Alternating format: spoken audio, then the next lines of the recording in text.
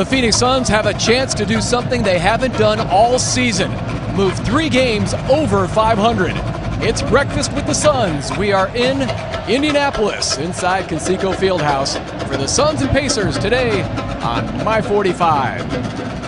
Hi everyone, Tom Leander along with Scott Williams. I think we're both pretty excited as the Suns are ready to break out their new weapon here today against the Indiana Pacers. The speedy yet nervous Aaron Brooks making his debut for the Suns today. Yeah, I like Aaron Brooks. He's maybe one of the fastest guards in the NBA, getting from one point to another with the basketball in his hands. And this guy's really cat quick. He really keeps the defense on their heels all night long. But one thing I also like is the ability to step back beyond the arc and knock down three-point shots. Made more three-point shots in 2009-2010 NBA season than anybody else in the league. Well, I remember that game winner in Houston as he zipped right past Shaquille O'Neal. Aaron telling us that his ankle right now that has been injured, the reason why he missed 23 games earlier this season for the Rockets, is at about 85%, so still pretty sore. But Alvin Gentry saying he's going to utilize him much like he did Goran Dragic. Aaron Brooks should come in late in the first quarter for Steve Nash. And interesting, too, that the Houston Rockets not only trading Aaron Brooks, but also Shane Battier, both of them were team captains in Houston. We'll take our first time out here from Conseco Fieldhouse, and we'll go back and talk about the Suns' win, the first game of this road trip, the early TKO of the Raptors, led by a guy who's proving he's no dinosaur, and Vince Carter and Channing Frye filling it up from far away.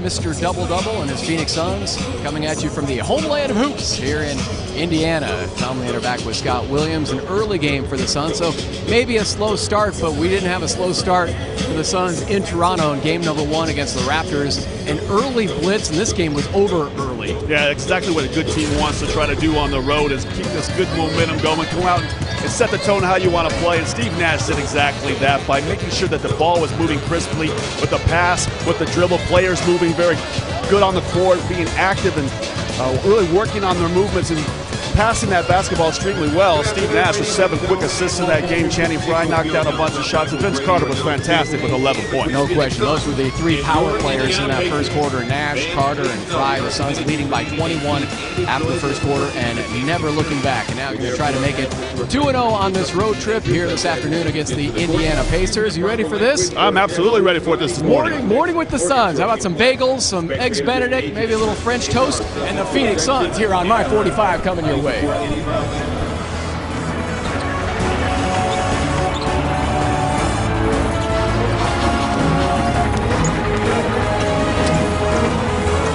Secure heavy-duty internet from Qwest. Budweiser wants to remind you great times are waiting. Designate a driver. Buy Jack in the Box, where you can get anything on the menu any time of day. Goldberg and Osborne, the accident injury lawyers.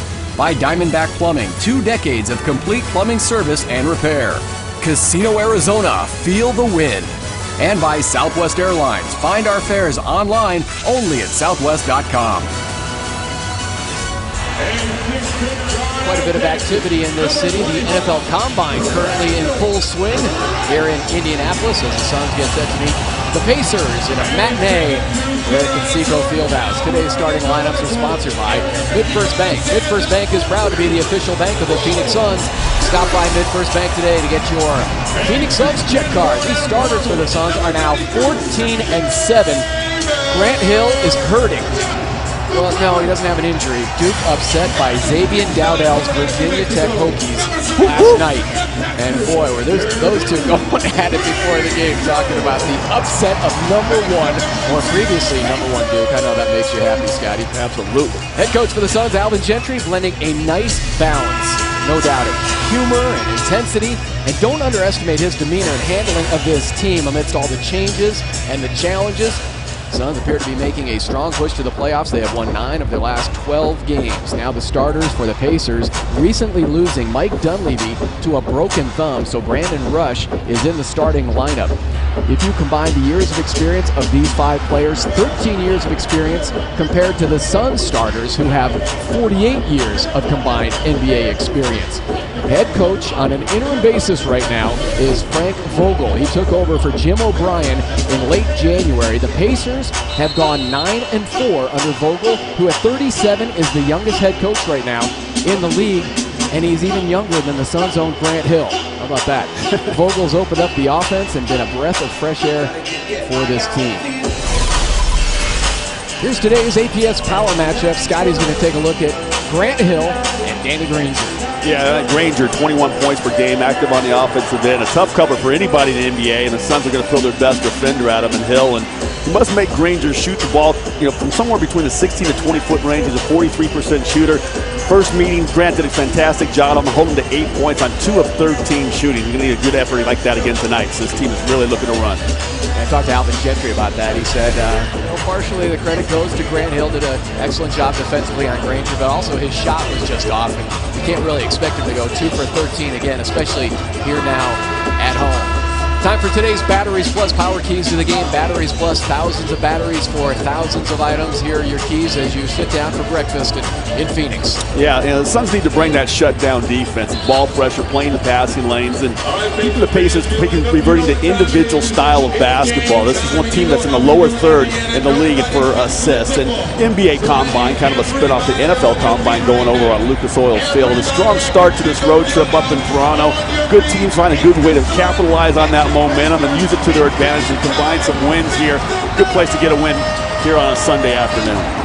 And Sky, this is also a very good rebounding team. The Indiana Pacers, third in the league in total rebounding. Strong on the glass. They had 20 offensive rebounds in their last game against the Utah Jazz, and it was the first game for the Pacers when they did not score 100 points under Frank Vogel. We are underway here from Conseco Fieldhouse. Suns broadcast made available in high definition by Verizon. Rule the air. Check your cable or satellite listings for HD channels. Our officials, Bennett Salvatore, Benny Adams, and Nick Booker. Lopez had it poked away from behind by Roy Hibbert. Long arms of Hibbert. He struggled as well in the game in Phoenix, the first meeting that the Suns won. And out of the pack comes Grant Hill. Pull-up Jay past Danny Granger. First two here of the afternoon. Nice job by Hill. Realizing he didn't have an opportunity to take that ball away to the basket. Used his good mid-range game. And that pass intended for Rush, tipped out of bounds. We saw the active hands and the Suns forcing 19 turnovers by the Raptors in the first game on this road trip. Vince Carter himself with 6 steals in that contest. Hibbert, his numbers back up after the change in head coach. Going to Vogel, who's given this team a lot more confidence and more freedom. Great save from Danny Granger, who goes into the second row.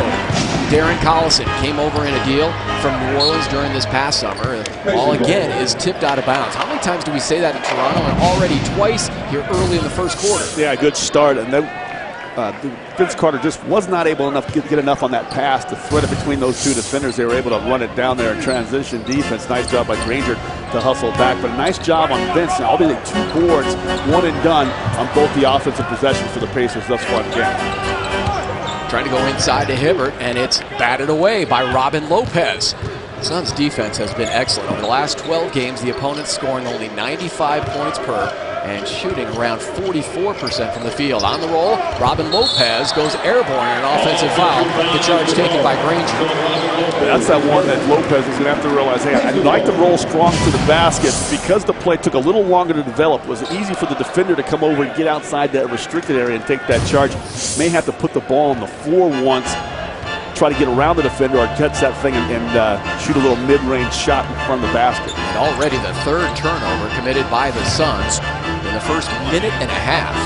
I said it could be a slow start with the early start for the Suns. And after this, we're off to New Jersey where the Suns meet the Nets tomorrow. Inside it goes to Roy Hibbert. He was putting up excellent numbers the first 2 months of the season, then hit a big-time slump, but back up to scoring about 16 points per game over the last 15 to 20 days. Yeah, he's had only 4 single-digit scoring games in his last 16, doing a nice job, averaging about 17 points in his last 5 games. Run out for Rush, couldn't finish.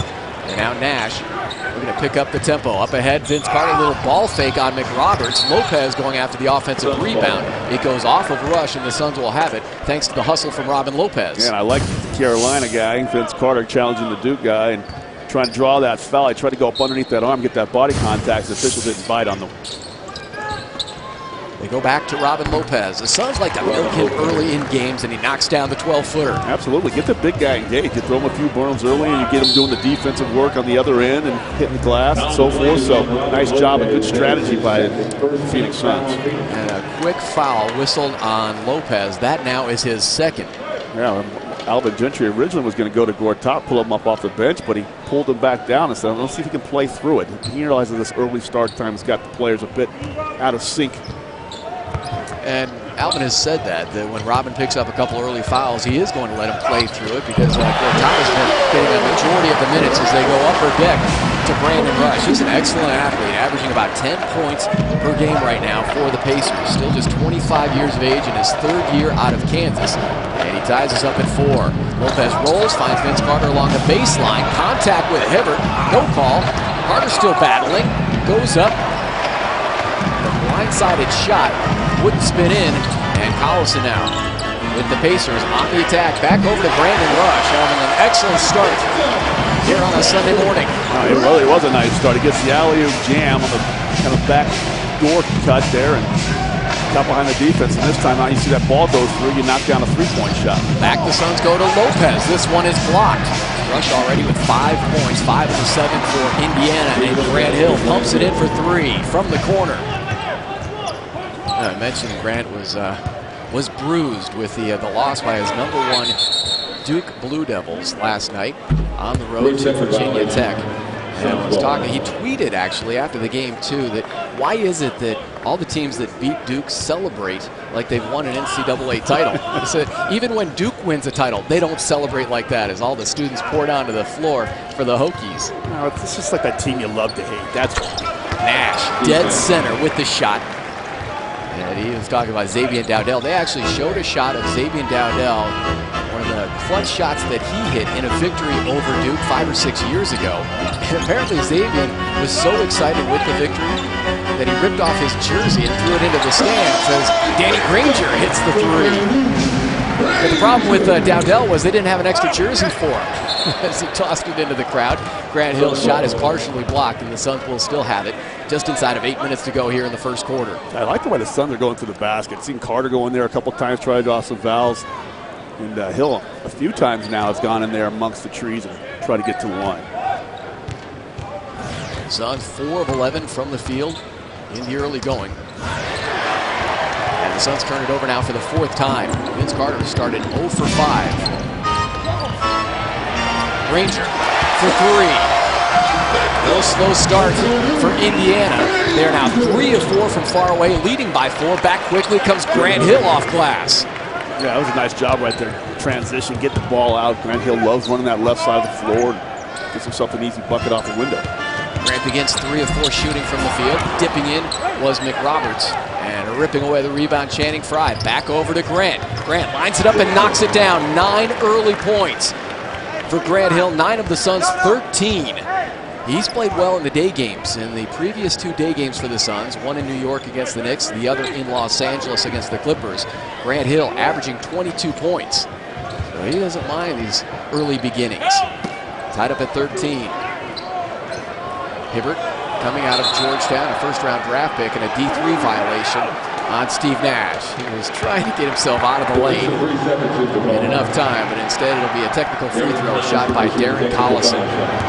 It was a big acquisition for this team, Scotty, over the summer, because Collison had a sensational rookie year with the Hornets as he stepped in for the injured Chris Paul last season. Yeah, very confident guard, UCLA product. Does a nice job running the show. 4th in Rookie of the Year voting. It was dominated by point guards last season, all rookie point guards in the top 4.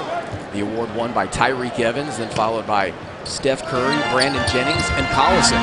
Granger looks like he pushed off of Grant Hill. Something happened, and Hill went to the floor there. I don't know if his feet got tangled up or he used that left arm to push off, but hopefully freed himself right in front of the basket as a result. Granger trying to atone for his poor game in Phoenix as Vince Carter comes back and slashes in for a pair. He kind of floats, he comes down the lane. He did a couple times up in Toronto with that left hand. He floated that one. Now there's this early offense with the Indiana Pacers. More methodical under Jim O'Brien, much more freedom under Frank Vogel as Nash comes up short. Talked about their shooting. Won over 100 points in the first 12 games, but limited to just 84 in the last game. A loss here at home to the Utah Jazz. The Pacers offense managed only 35% shooting from the field in that loss to Utah, which was, by the way, the first win for Tyrone Corbin as head coach of the Jazz. But a great start and beginning for the Pacers today against the Suns, 64% from the field. Granger has 8 and 5 for Brandon Rush.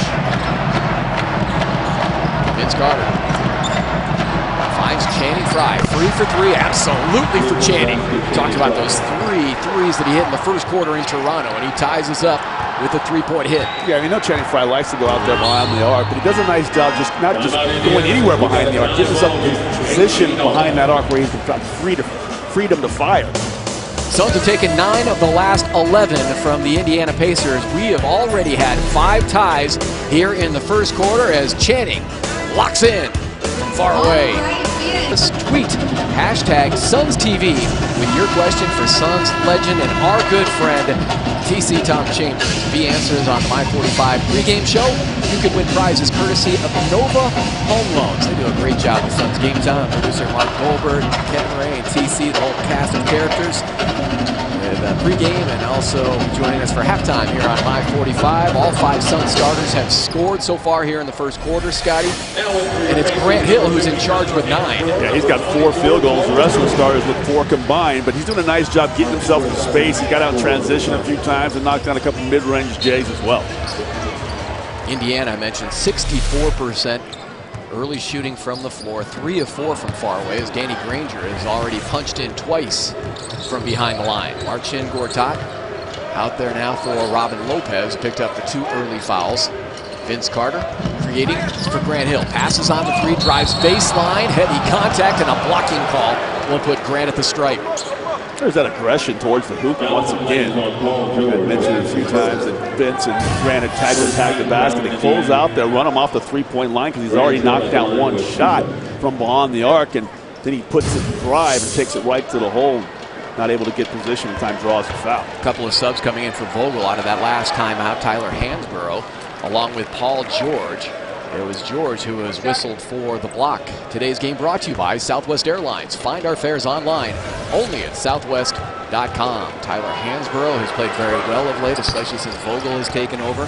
Vogel giving more minutes to the youngsters like Paul George and Hansborough. We might also see Lance Stevenson, who could make his rookie debut today against the Suns. And that was something that team president Larry Bird wanted more from their previous head coach Jim O'Brien. But O'Brien was not consistent with the minutes, especially for the youngsters, and Vogel has given these players the opportunity. As you take a look at Larry Bird in the final year of his contract as team president. Yeah, French Lick, Indiana is in the house. And the question is, will he be around next year?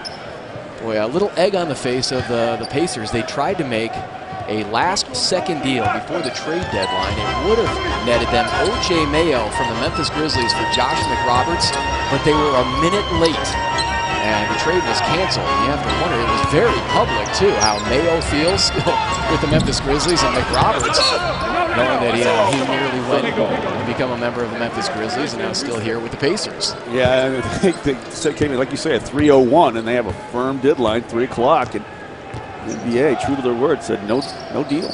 They tried to get a third team involved. I believe it was the New Orleans Hornets, and they backed out at the last minute as Marcin Gortat puts in his first points. Not the traditional bounce pass that time from Steve Nash. He'll slam the ball off the floor, came right up where Gortat, the 7-footer, would be able to grab it easily in traffic. Great job by Steve. Down low, the former Hoya Hibbert way deep on the jump hook. Cleared by Channing Frye. And credit the defense by Gortat. The hammer laid the hammer on Hibbert, didn't allow him any movement towards the rim. Rolls, takes the feed from Steve Nash, goes to the left hand. This is what is so impressive about Marcin Gortat. He's what, 6'10", 6'11", cat quick and agile. He can evade defenders. We've seen this numerous times as he slides by defenders who are trying to take a charge, and he goes to that left hand. Yeah, that was one of the things we pointed out earlier. Robin Lopez had the same sort of opportunity down the front of the lane where he crashed into the defender, and he's going to have to learn that move from Gortat right there. This little slide step, making not result that contact in the middle of his body. And we mentioned in Toronto as well that Gortat now has 10 double-doubles. for the Phoenix Suns in off the bench, and he's done it in the past 17 games. You look at his numbers over the last 13, averaging 14 points, 10 boards, and shooting 59% from the field. Lance Blanks, Suns general manager, is on the trip, and obviously engineering the second big deal for the Suns, along with Lon Babby. And I said, Lance, you guys are 1 for 1 so far. Sure looks good with Mark Chin and his performance that he has been giving to the Suns, along with Vince Carter and Michael Petras. There is Gortat with the offensive rebound, the fresh 24 for Phoenix. 4 minutes to go here in the first. Grant Hill having a sensational first quarter, tipped in somehow by Gortat. Yeah, nice job that time. And you've seen Grant Hill go to that little mid-range pull-up a few times. And 2 offensive rebounds and 1 trip down the floor. Gortat working hard, gets himself a bucket as a reward. Nice to see the big man active on the glass this morning. 5 points, 3 rebounds in 2 minutes of play for Mark Chin. He is so slippery in there as well. With that power game, Channing Frye with the rejection of Hansborough will get a jump ball. Nice job, really coming down there and trapping on that baseline, not giving Hansborough a good opportunity to get back in front of the basket. He goes up with this ball. He's absolutely behind the basket right here, tries to reach back, and now Channing Frye is able to get a paw on top of the ball. Remember, this game was tied at 18 after a timeout. The Suns have gone on a 7-0 move to take this 7-point lead.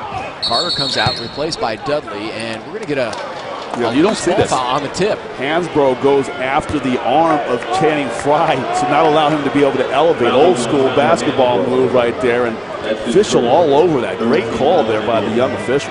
5 turnovers committed by Indiana, 4 by the Suns, as we await the first appearance of Aaron Brooks. Could come here in the next couple of minutes. Nash still directing the offense, looking for Gortat, pushes off of Granger to collect that pass.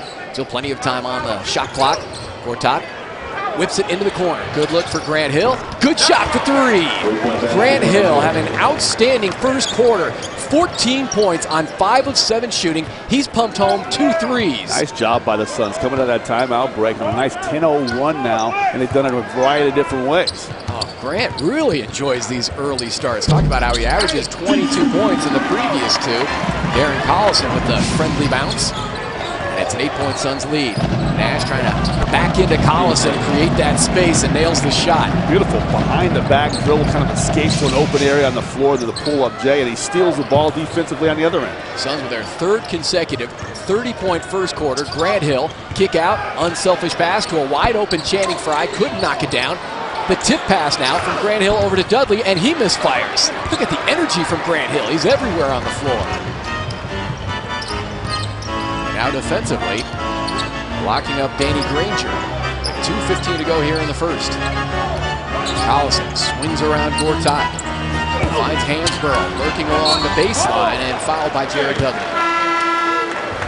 We got a couple free throws coming for Tyler Hansborough when we come back. The strong beginning for Grant Hill and the Phoenix Suns. Grant with 14 points already here at Conseco Fieldhouse. And here it is once again. This is a beautiful job right here. Steve Nash finding Gortat in the middle, and he's one more extra pass that the Suns have been doing to perfection on the early part of this trip. By Southwest Airlines. Give the gift of a destination with the Southwest gift card. A lot of birthdays today, including Suzanne Gentry back in Phoenix. I wanted to make sure that I wished her a happy 30th birthday today. I hope you sent some flowers. Hey, let's update the Western Conference standings for Alvin and his Suns, who are 2 back now, the 8th spot in the West. He was talking about Portland, too. He said Portland just will not lose. I mean, all sorts of injuries. They get Brandon Roy back, and he played pretty well the other night. But Denver looks pretty solid after the trade of Carmelo Anthony, and Memphis trying to survive after the injury to Rudy Gay. Of course, Utah had been in a free fall, but finally won their first game for Tyrone Corbin here in Indianapolis against the Pacers. Well, the Suns keep playing the way they're playing the early part of the strip, and they're sharing the basketball. They got 8 assists. They had 14 assists in the first half of that game in Toronto. Well on pace for that once again as Steve Nash gets a bang to the floor at the top of the key there. And the other great thing they're doing, they're hitting the offensive glass. Already 6 offensive rebounds in this game, 2 for Carter and 2 for Gortat. A number of bench players on the floor now for the Pacers. They call themselves the Goon Squad, as their coach Frank Vogel has empowered the guys coming in off the bench. Players like Dante Jones and Hansborough, the rookie Paul George. We just saw Jeff Foster, always physical and active.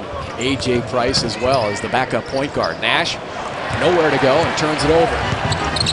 Paul George gets it over to Hansborough. He was the college basketball player of the year his junior season at North Carolina. The only thing that the Suns haven't done real well is protect the basketball. 5 early assists.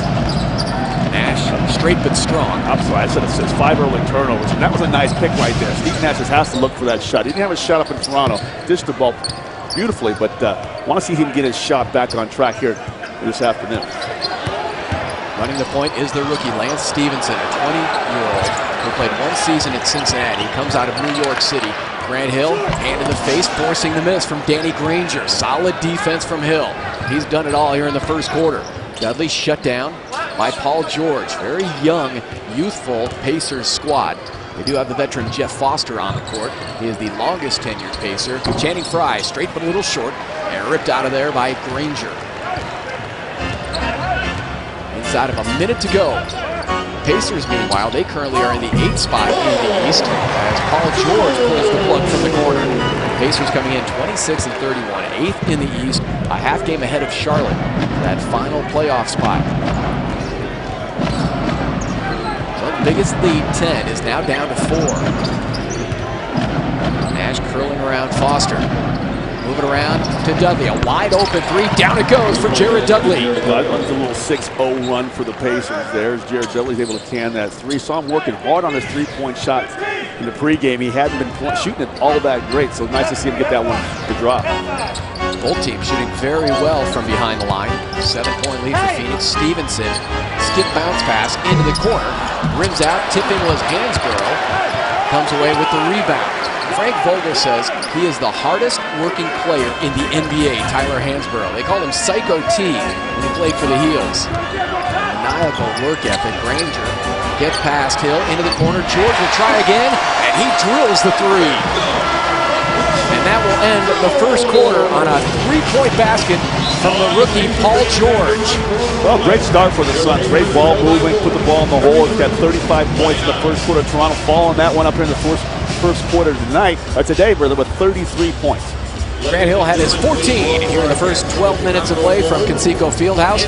Pacers close the quarter on a 9-3 run. 4-point lead for Hill and the Suns, and you're watching Phoenix Suns basketball.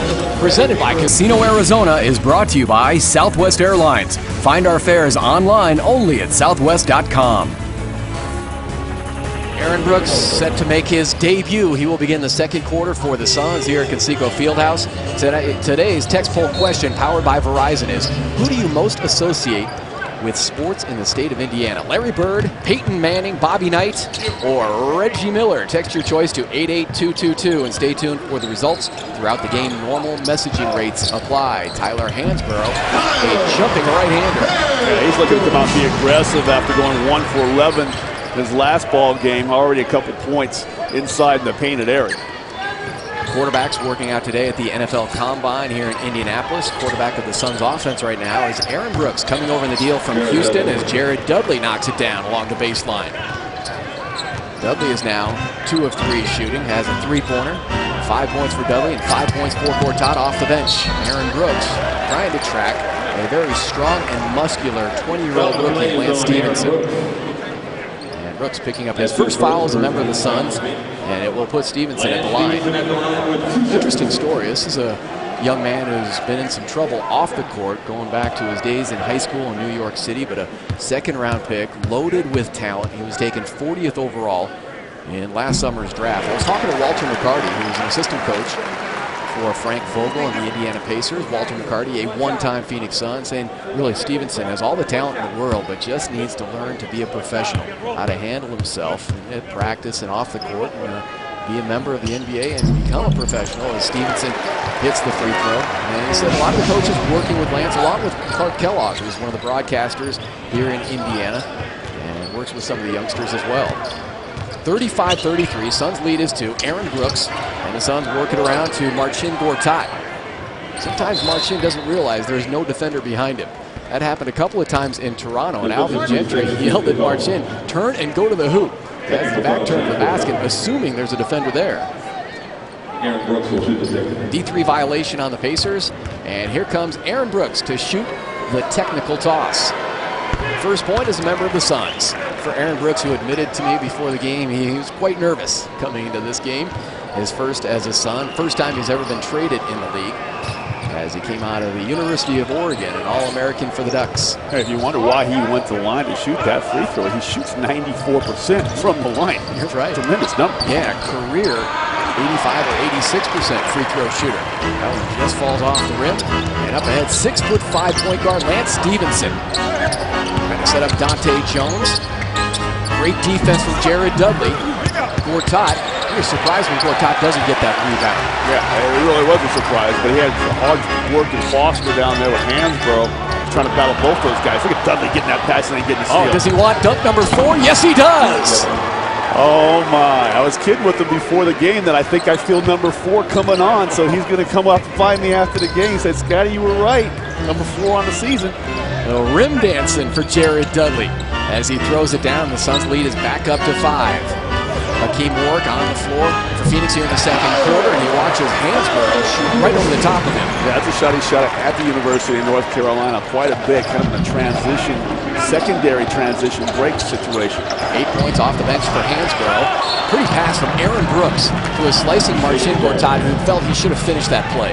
Yeah, he had a good opportunity, but he did one of those side steps that you talked about to get around Hansbrough so he didn't get the charge, and it just threw him off enough that he was able to get it squarely into the over the front of the rim.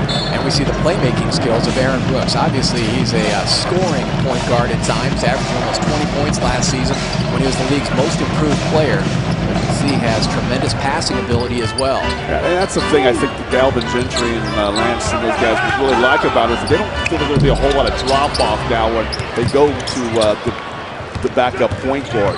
Held his ground well against a bigger Dante Jones with Aaron Brooks. Dudley fires and connects. Another 3 for Jared. Having a huge first half. He's got it all working. The three-point shot, the in-between pull-up J, and slam dunk. Jared Dudley, man on fire. In double figures, 10 points. 4 of 5 shooting. He's hit both of his threes. Hansbrough turns and fires. Gortat tears it away from Paul George. Brooks, great vision, up ahead to Hakeem Warrick, slapped from behind and blocked by Hansbrough. Great defense from Tyler Hansbrough. Hakeem Warrick in trouble on the floor and calls timeout. Tyler Hansbrough has been impressive. Yeah, Warrick was a little surprised by his closing speed. He thought he had an easy slam. Hansbrough came down and slapped the ball down. But you know what? Warrick doesn't give up on this play. A lot of players would give up here. He goes after, dives on that ball, calls timeout, gets it back for his team. From Indianapolis, it's been a tag team effort, Scotty, for Phoenix. Early on, Grant Hill with the 14 points, and then he hands things off to Jared Dudley, who has had a jam fest lately for Phoenix. You know, his quest is 10 dunks this season, and he is at number 4. The one here today, by the way, was the first one on the road, the first 3 at home. Yeah, I like that one against Golden State. He really got some elevation off of the running starts, and then the one-hand slam, he get the headband work in there, and I love this one on the baseline here, because that was kind of a trap to being challenged. This one here, he didn't get him quite as high as he would have liked to, but still slammed it down. Look at the bench bunch. Loved it. Big contribution from both benches. Suns with 16 points off their bench, and the Pacers with 15. That's a sweet reaction from Xavier Dowdell and Robin Lopez. You love to see the spirit on the Suns bench. And a great job from Eddie Dean, our highlight machine, compiling that long list of Jared Dudley dunks. Left-handed sweeping hook by Marcin Gortat. Oh, he's been absolutely really sensational as well. He's got 7 points now. I saw him working on that shot in the pregame warm-up. That's a tough shot for a right-handed big guy to learn. And he was knocking him down on a consistent basis, working with one of the assistant coaches. Frank Vogel saying that Tyler Hansbrough is the hardest working player in the NBA. Lance Blanks would probably dispute that. He thinks that Marcin Gortat could be one of the hardest working players in the league. He really is. He's here early, takes the early bus, starts working on those post moves as Michael Petras lines up a 3, can't knock it down. Gortat trying to keep it alive and batted it out of bounds and then pops himself on the noggin. He wanted that offensive board. Well, he got the block shot at the other end. I think he thought if he could caught that ball cleanly, he may have been able to power it right back to the basket. Hansbrough gives it up now to A.J. Price, coming out of the University of Connecticut. Dante Jones spent his first 4 years in Memphis, and it's going to be a carrying call on Dante Jones. Yeah, he dribbled the ball off his thigh. You don't see that very often. Something you see sometimes amongst younger players, or dribble that basketball down, he comes up and hits your thigh. You kind of hold it for a second before you push it back to the floor. Well, that's a traveling call in the NBA. And the 9th turnover committed by the Indiana Pacers. Tough, physical Dante Jones. He is the leader of the Lagoon squad here with the Pacers. Aaron Brooks to Marcin Gortat. Oh, couldn't get the assist. Unfortunately, Marcin has missed a couple of times right at the cup off of feeds from Aaron Brooks. Dante head down, drives in on Jared Dudley. Tough shot by Dante Jones a few years ago. He was the starting 2-guard for the Denver Nuggets who made it all the way to the Western Conference Finals. Bucket and one for a streaking Jared Dudley. 12 points for Dudley here in the first half. Well, threes, I'm not sure exactly what's going on between he and Grant Hill. Both of them have been able to get out and transition extremely well. Getting behind that defense, you see Foster coming over taking a swipe at the ball. He's so out of position. Defensively, nothing he can do but foul Dudley, who does a nice job concentrating after that contact and putting the ball in the hole for a three-point opportunity. Would be its three-point play tonight. Old-fashioned way, huh? Hey, you know, when we talk about the NFL Combine going on right now here in Indianapolis, remember it was Dave Griffin, who worked in the Suns front office, who made the comment of Jared Dudley that, you know, he would ace the Wonderlic test, but barely pass the physical portion of the Combine. I was watching the Champion Sports Bar in the hotel lobby. I was watching some of those old linemen run the 40-yard dash. That's hilarious. Look at the speedy guys doing like 4.4, something like 4.43, and these guys are doing like 4.95. Marcin Gortat with the pull down and gives it up now to Aaron Brooks. Alvin Gentry saying he's not going to limit Aaron Brooks. If he's playing well, he'll keep him out there, and Aaron Brooks drives in for his first bucket as a member of the Suns. Had the free throw on the technical, and that's his first field goal. Well, that is exactly part of his game that I think will benefit the Suns the most. His ability to put the ball on the floor and get from position A to position B. I think I always start calling A to B. Aaron Brooks, A to the B until he gets himself a bucket on that play. He is going to put an electric charge into this Suns second unit. We talked about that ankle injury. Missed 24 games earlier this season. One of the major reasons why his scoring went down from 20 points per game last season down to 11 this year. Well, that's it. I mean, that's his game. It's wheels. You don't have the strongest asset you possess to be able to get by guys and open up opportunities for yourself in space. You're obviously going to take a hurt to your scoring average, but look at it once again. He keeps a live dribble there, gets the defender hands thrown, leaning towards the center, trying to cut off that center. A little inside-out dribble with the left hand is a thing of beauty. I mentioned to Kevin Ray and Tom Chambers too on Suns Game Time that Aaron Brooks was a member of that Houston Rockets team in 2008 that went on the NBA's second longest win streak, putting together 22 victories in a row. He was traded along with Shane Battier just before the deadline. Right-handed hook by Hibbert falls. Roy Hibbert, 24-year-old, trimmed a lot of the baby fat that he had coming into the league. And that torrid start this season, slumped, and then Vogel has really helped him pump up his confidence. Nash will come back for the Suns. Will he replace Aaron Brooks? Will they play together? Hakeem Moore comes up short. Very impressive rebound from A.J. Price, who's only 6'2". Small thing there, but Brooks, he'll help to realize that Hakeem Moore really doesn't want to shoot a jump shot from that position. That behind the back pass, probably better serve to another player. And we've got a flagrant foul, I believe, on, I think that's going to be Michael Petrus. Petrus went for a two-handed block, and Benny Adams has called a T, and we're going to take a look at this. There's going to be a charge, I believe, but Benny Adams is calling the technical. Offensive foul was called on Danny Granger. So an offensive foul on Granger. A technical foul was called on Michael Petrus. Yep, and the T on Michael.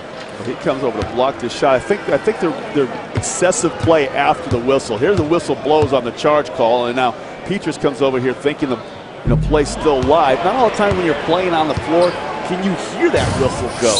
So he comes over, tries to slap that thing hard down with two hands. Did they change this? Are they already? No, they've called the technical on Michael. Yep. Okay, shot the free throws when I was looking at the replay. But that's one of those things that you're playing hard. You don't always hear that whistle. He's losing a little bit of cash too. He picked up a T late in that blowout win over the Toronto Raptors. He was unhappy with the officials, and he's going to be unhappy with that. That did not look like it warranted a T. It was a solid block. It did go with two hands, which is somewhat rare. Shot clock is down to 5 for Nash. He has come in for Aaron Brooks. 5:45 to go until halftime. Nash straight but a little strong. They almost beat the buzzer. Going back to that foul, or the technical foul, that's one of those things that, do you really mind that? I mean, the Suns have been labeled as such a soft team for a long time. You go out there and knock a guy down and foul him hard, that's not such a bad thing, always. Well, you probably remember the game last season, the Suns and the Pacers. That pass goes out of bounds thanks to the defense of Marcin Gortat. Channing Frye got into it with Danny Granger and Earl Watson, then of the Indiana Pacers. Frye and Granger were both suspended for a game, and it led the Pacers to call the Suns then 46% so far from the field here from Conseco Fieldhouse. The Kia card brought to you by Kia Motors, proud partner of the Phoenix Suns. I mentioned his nickname, Psycho T, when he played for the Tar Heels at North Carolina. Consensus College Player of the Year, 4-time All-American. Scott, you're eating this up. UNC's career scoring leader, and his number 50 retired at a game against Duke. How nice was that? Second NBA season for Hansborough, who really missed all of his rookie year because of vertigo. He had an ear infection, also suffered a concussion. It led to vertigo, and he was out of action for nearly 9 months. Well, he is a very hard-working young man, obviously, to do some of the things he did at the college level at a prestigious school like North Carolina. It shows a lot about how hard he goes in there and prepares himself every day. All right, you got a clarification from Benny Adams on the technical that was assessed to Mike Elpetras. Granger knocked down a day there, but it was exactly what we thought. It was the contact after the whistle and the ferocity of that contact coming down with both hands across the top of the offensive player. He said he had to call a technical. So Benny felt he should have had the control to stop once he heard the whistle. Gortat, offensive rebound, reset for Nash. Lines it up, a little short, and rebounded by Brandon Rush. Here comes Darren Collison, the former UCLA Bruin. Rush surveying the floor, now pulls it back. See that early offense. Indiana Pacers are playing much more like the Phoenix Suns. Frank Vogel has instilled that kind of confidence and looseness, that freedom that Alvin Gentry has noticed, saying this is a team now that plays by feel. And these players will enjoy playing for the 37-year-old Frank Vogel. Look at Grant Hill firing out into that passing lane, gets a hand on it, and causes Granger to slap the basketball away. The officials got together and got the call right. But another good job of players playing in those passing lanes. Grant Hill leading the way for Phoenix is 14 points in the first quarter. Dudley has a dozen. Indiana is led by the 10 points of Danny Granger. Gortat, and a late whistle, a blocking call will put Marcin at the stripe. There's that little sidestep once again by Gortat. The Polish hammer showing he's got a little agility down there. Slide those biscuits down the lane. Look at this once again. Here comes a guy, tries to get the charge. No, I can use my left hand and go down the lane instead of into your body. How many big men can do that in the NBA? I used to do it all the time. No, seriously. Alvin Gentry's wardrobe courtesy of the Clothery at the Biltmore Fashion Park. And I did wish his wife Suzanne the happy 30th birthday, courtesy of the Suns head coach. He was talking about Vogel and what Frank has done with his Indiana Pacers team, has him playing loose. And really the best statement that Vogel could have made since taking over for Jim O'Brien is telling the players, I'm just going to get out of your way. And Alvin says that's what he tries to do with the Phoenix Suns. Just let them play by feel, but within a structure as well. Good advice. Marcin misses both free throws. The Suns are 4 of 8 from the line. 50% free throw shooting. Marcin had been shooting 84% from the stripe over the past 17 games. Nearing the 4-minute mark. Rush into the corner for Dante Jones. Dials up the three-pointer, averaging only 6 points per game. Dante Jones puts in the three and makes it a 3-point ball game. Gortat rolls. Pretty skip pass to Channing Frye, set up for three. Marcin Gortat with some vision and a BB pass to Channing Frye. Both teams have been on fire behind the arc. Suns now 6 of 12 3-point shooting. Suns' first bucket in over 3 minutes of play. Phoenix now 6 of 13 from far away. Hibbert backing down, he goes to the left hand. Good interior defense once again from Marcin. He's just been raving and gushing about the play of Marcin at both ends of the floor. Carter is blocked from behind. Grant Hill trying to tip in his own miss and does. Now has 16 points, his first points of the second period. Yeah, great second effort that time by Grant Hill, following up first Vince Carter's block shot and then following up his own shot. Scott, this is an important final 3 minutes of the first half. Indiana had closed in on the Phoenix Suns, who went 3 minutes without a hoop. Then Channing hits the three. Grant Hill with the bucket. And very important to try to take some momentum into the locker room at halftime. Gortat. Another tough shot from Hibbert. Dead center for Roy Hibbert. Hibbert did a nice job poking that ball back to one of his teammates, then calling for the ball. Said, bring it back over here. I want to post up. And did a nice job going to a nice little fadeaway jump shot. Fry for three. And all alone for the rebound. And the pull down was Brandon Rush. Rushing up ahead now. Bounces off of Grant Hill, who did move just slightly to block on Grant. First on Grant, just the second team foul for the Phoenix Suns, but it'll be free throws for the Pacers when we come back. 2:31 to go until halftime.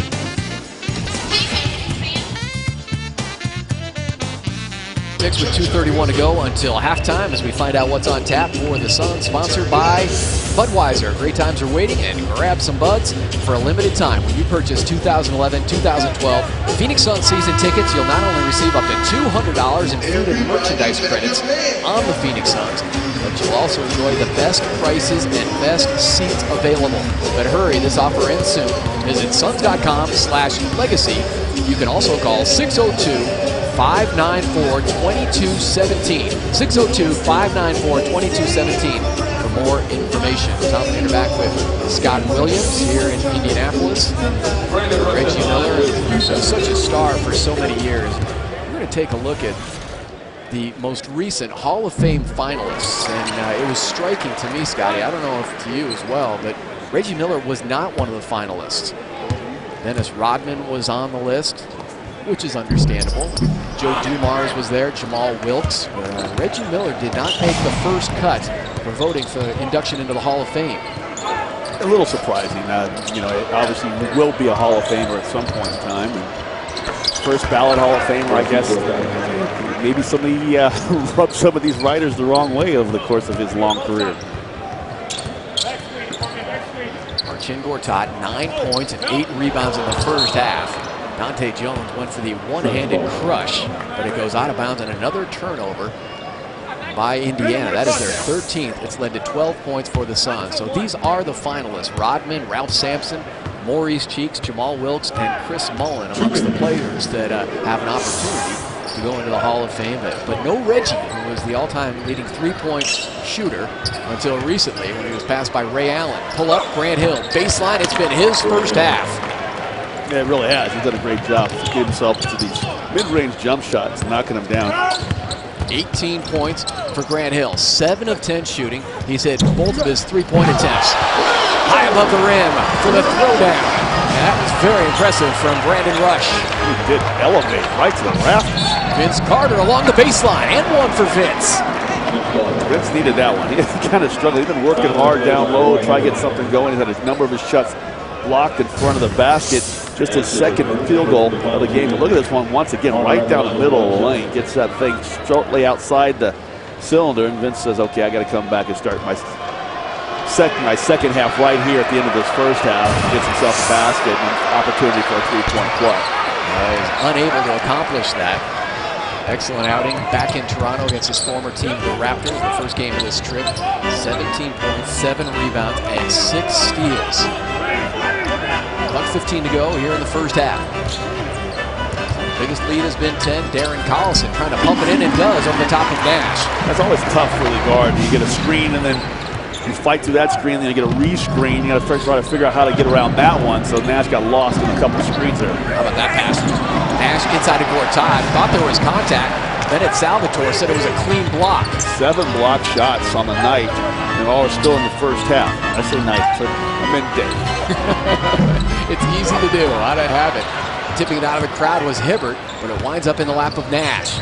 Nash grabbed from behind by Dante Jones. Channing Frye, 3 for 3. And rebounded by Collison, who averaged 19 points and 9 assists as a starter last year when Chris Paul was out with the injury. Grant Hill with the interception, steals the pass from Dante Jones. Well, as many one shots, former Blue Devil to another. Yeah, as many shots as the Pacers are blocking. The Suns are getting just as nearly as many steals. 6 steals on the night now for the Suns. Suns have taken 14 more shots than the Pacers. 54 attempts for the Suns, 40 for Indiana. Those 14 turnovers that they've committed. Grant Hill straight and sweet, 20 points in the first half. then a foul quickly at midcourt with 2.3 on the clock, and the Suns had the foul to give. The entire coaching staff was right on top of that situation, up yelling at his players to call for them as a foul, not allow them to run down and get an easy opportunity. So they'll have to take this thing out in the backcourt with 2.2 seconds to go. 20-second timeout brought to you by Dial Complete. Defend yourself against germs. This season, a brilliant first half for Grant Hill. 8 of 11 now shooting, 20 points, 4 rebounds, a couple of assists. No problems with the early tip from Indianapolis. That helped limit Danny Granger to that 2 of 13 shooting in the first meeting between these two teams. He has always been doing it on the defensive end. And you look at some of the players that he's defended this year, Scotty, what an impressive list. Kobe, LeBron, Amari Stoudemire, Blake Griffin, a couple power forwards, Dirk Nowitzki, Darren Williams, Monte Ellis, Derrick Rose, point guards, Kevin Durant. And you know how hard it is to defend players of that caliber and still have something left on the offensive end. It's very impressive what he's done tonight with Granger. And Granger's got the 10 points. He's got 10 points, and but Grant is doing a nice job going back at him on the offensive end. Granger lost the dribble briefly and then blocked from behind by who else? Grant Hill, who absolutely owned the first half for the Suns. Their third straight 60-point first half. Yeah, the incredible Mr. Hill, he did it all. Vince Carter's got to figure out a way to get himself going out of that locker room here in the second half. But the Suns doing a nice job moving that basketball. 13 assists in this first half. Suns outscored Indiana 27-22 in that second quarter. They'll take the 9-point lead into halftime. Stick around. Kevin Ray and Tom Chambers coming up with the Toyota Halftime Report. You're watching Phoenix Suns basketball presented by Casino Arizona. With director Dan Siegman, producer Bob Adlock, our graphics wizard Sean McCann, and Eddie Dean, our highlight machine. Welcome back to Conseco Fieldhouse here in Indianapolis. Suns' biggest lead was 10, currently up by 9. Tom Leander along with Scott Williams. We saw the debut of Aaron Brooks. He looked very good. Should have had 3 assists if Gortat would have finished a couple of plays, but he had his first hoop as a member of the Suns. But of course, you know, we're wearing our gold ties because the Academy Awards are tonight. I thought we were watching Cocoon in the first half as Grant Hill has gone back to his youth once again. 20 points in the first half. He hasn't had a 20-point game in the past 16 outings for the Suns, and you have to go back to March of 2005 when he had a 20-point first half. Well, I thought you were going to give him leading actor award tonight because he was the absolute best player on the floor in the first half. And you mentioned the points, and the supporting actor award goes to Jared Dudley off the bench. I like it. His backup was at 12 points off that bench, part of that 24-point bench effort, as well as Gortat's on his way to a double-double with 9 and 8. So we thank Jack in the Box for going inside the box score. Jack in the Box, where you can get anything on the menu any time of day. In the second half, here from Indianapolis, dipping in Danny Granger. He struggled in the first outing against the Suns, but playing well here this afternoon. Granger with 12 points. He is the only Pacer to score in double figures. The Suns as a team, 10 offensive rebounds in the first half. Gortat leading the charge as always on the glass. Vince Carter comes up very short. Suns missed 5 of 9 of their free throws in the first half, or this lead would be even larger. Indiana, 14 turnovers by 10 different players. So it was a team effort in that turnover department for the Pacers in the first half. With another turnover there, and then the job what the Suns did, they moved the basketball extremely well. 14 assists in that first half. Vince Carter did not get a shot off it, just not get blocked. Didn't have the elevation that we saw in Toronto. 2 impressive dunks in the first half as Josh McRoberts faces up on Channing Frye. Pacers with their 8th block. Darren Collison shut down by Nash along the baseline. 3-point attempt for Josh McRoberts. He had 4 of those in the first meeting against the Suns in Phoenix. It was a Suns victory 105-97 in early December. Channing Frye had 29 for Phoenix in that win as Robin Lopez lines up and rains a 15-footer. Nice to see Robin get going here offensively. He had a big third quarter on the road when we were in Utah. I'd like to see him have another big one. He only had 2 points in that first half. Channing Frye grabbing that defensive board. Nash bounces off of Collison. Lopez rolls. Instead, it's Carter to Robin Lopez. Tissue soft for Robin. Good ball movement from one side of the floor back underneath, and Lopez with a little quick effort that time to get it up over the defender. And 2 quick hoops in the first 2 minutes of the third quarter for Robin Lopez. Robin now has 6 points. Grant Hill right up in the chops of Granger. 5 on the shot clock. All locked up was Granger. Brandon Rush. 2 seconds, 1 second on the shot clock, and it blows up on Indiana. Could have also been a travel call on Rush. Looks like he picked up that pivot foot. And another turnover for Indiana. That is 16. Great defense that time. That's that lockdown defense. You see that also the Pacers standing around, a lot of players trying to go one-on-one. I think that's one of the reasons when they get themselves in some trouble, they don't score the basketball. The first half, they did a lot of ball movement and player movement. As the Suns go to Robin Lopez early in the first quarter, they do the same thing here early to begin the second half. Couple of field goals and now a ticket to the line for Robin. Go back to that third quarter he had in Salt Lake City. I was trying to figure out, he had 13 points he had in that third quarter when the Suns were able to open up that game on the road. That's a third foul committed by Danny Granger. Sign up for My Suns Mobile, powered by Verizon. Get text messages with breaking Suns news, special offers and promotions. Visit suns.com for more information. So the turnover bug has really hurt the Pacers so far in this game. You look at the Suns' performance when Aaron Brooks came in the second quarter for the first time. The Suns did not have a turnover at all in the second period. They did a great job in that second period, outscoring the Pacers 27-22. So nice job. You want to see them fall off in offense. Look at this, picks up the loose ball and elevates. Detonates still your phrase. Go right ahead. Suns briefly matched their biggest lead up by 10.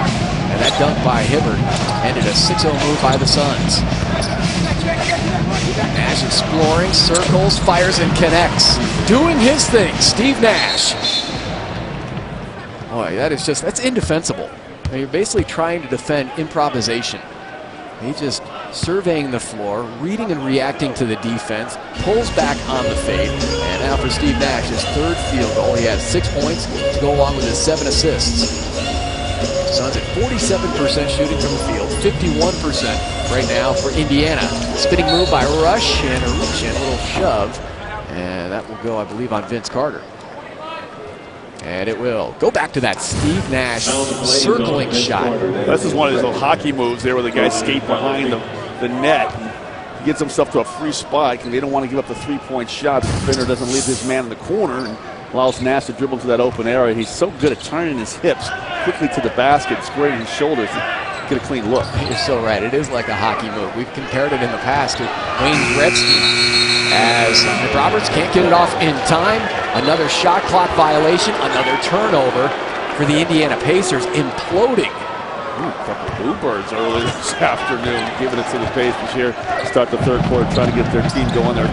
Don't like the way the offense is bogging down. That's the big question. Can Grant Hill pick up where he left off? That one was halfway down and popped out. 8 of 12 now from the field for Grant. Had that 31-point game, his season high against Oklahoma City. That'll be the final stop on this 6-game road trip for the Suns. Robin Lopez holds his ground on Roy Hibbert. Good defense down in the interior from Robin. Hibbert is a big body, very long, as he crashes into Nash. He really did. And that was one of those things that Steve Nash was actually using Hibbert to help him get to the basket. And now they're wondering, why is this not a shooting foul? Alvin Gentry just screamed, please. And Steve Nash is pleading his case with Bennett Salvatore. How can that not be a shooting foul? It looked like he had gathered with the left hand. Salvatore, not sure, feeling very charitable on this Sunday. Yeah. He went up once he heard the whistle and felt the contact. That should have been a couple of tosses for Nash. Circles around, goes baseline, whips it over to Grant Hill. Corner pocket three. Absolutely dead center for Grant Hill, who now has 23. He's perfect behind the arc. 3 of 3 from back a long range, and that was a great job by Steve Nash that time. Yeah, he didn't get himself to the line. He kept playing basketball and registers yet another assist in this game. Grant giving the Suns their biggest lead, up 13. Brandon Rush trying to stem the tide, came up short. Nash up ahead to Vince Carter. Both he and Grant Hill sprinting out in transition. Carter busting down low on Darren Collison. Wasn't able to convert. 3 Suns defenders back in transition. A head fake by Granger. Waits for the flyby from Vince Carter and then buries the 3. That's very difficult to do. You're so used to catching that basketball and going up and shoot. You do a pump fake like that and having to regather and fire from range. Very hard to do it from such a long distance. Robin Lopez met at the top and sent away by Brandon Rush. Already had an imposing follow dunk in the first half. Crossing over, Rush goes in, rams in to Robin Lopez, who sends him to the deck.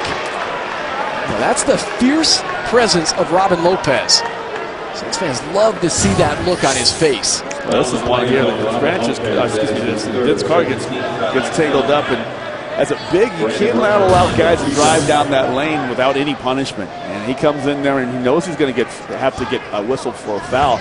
Go ahead and take a hard one, send a message. Yeah, he earned his 3rd foul. The ferocity and the intensity from Robin Lopez, who has also added a scoring punch here in the 3rd quarter for Phoenix. There's been a little frustration too, because Lopez on that play on the offensive end, I believe he thought he was fouled on that block shot. 1 of 2 for Brandon Rush, who was suspended 5 games by the NBA for failing a mandated drug test. And Brandon admitted he messed up pretty bad. Said he's making some lifestyle changes. Running right-hander high off of glass from Grant Hill, who has been brilliant here in Indianapolis. Oh, wow. Put it on the floor, goes off the glass with the runner. We've seen the 3-point shot. We've seen the mid-range game. Everything, the full arsenal on display. 25 now for Grant. Pulled down to Channing Frye. Quietly doing a great job on the boards as Channing's 7th rebound. Yeah, I was getting ready to say, he is not really so much worried about his scoring or his outside shot. He does have a couple threes. He's been moving that basketball well, and once again, Suns moving well and results in the good thing. Downloading the 3-pointer, Vince Carter. The Suns now as a team drilling 3-pointers right and left. Vince Carter sticking the big shot. Timeout called by Indiana as the Suns lead now has ballooned to 76-62. 8th 3-point hit for the Suns here in Indianapolis.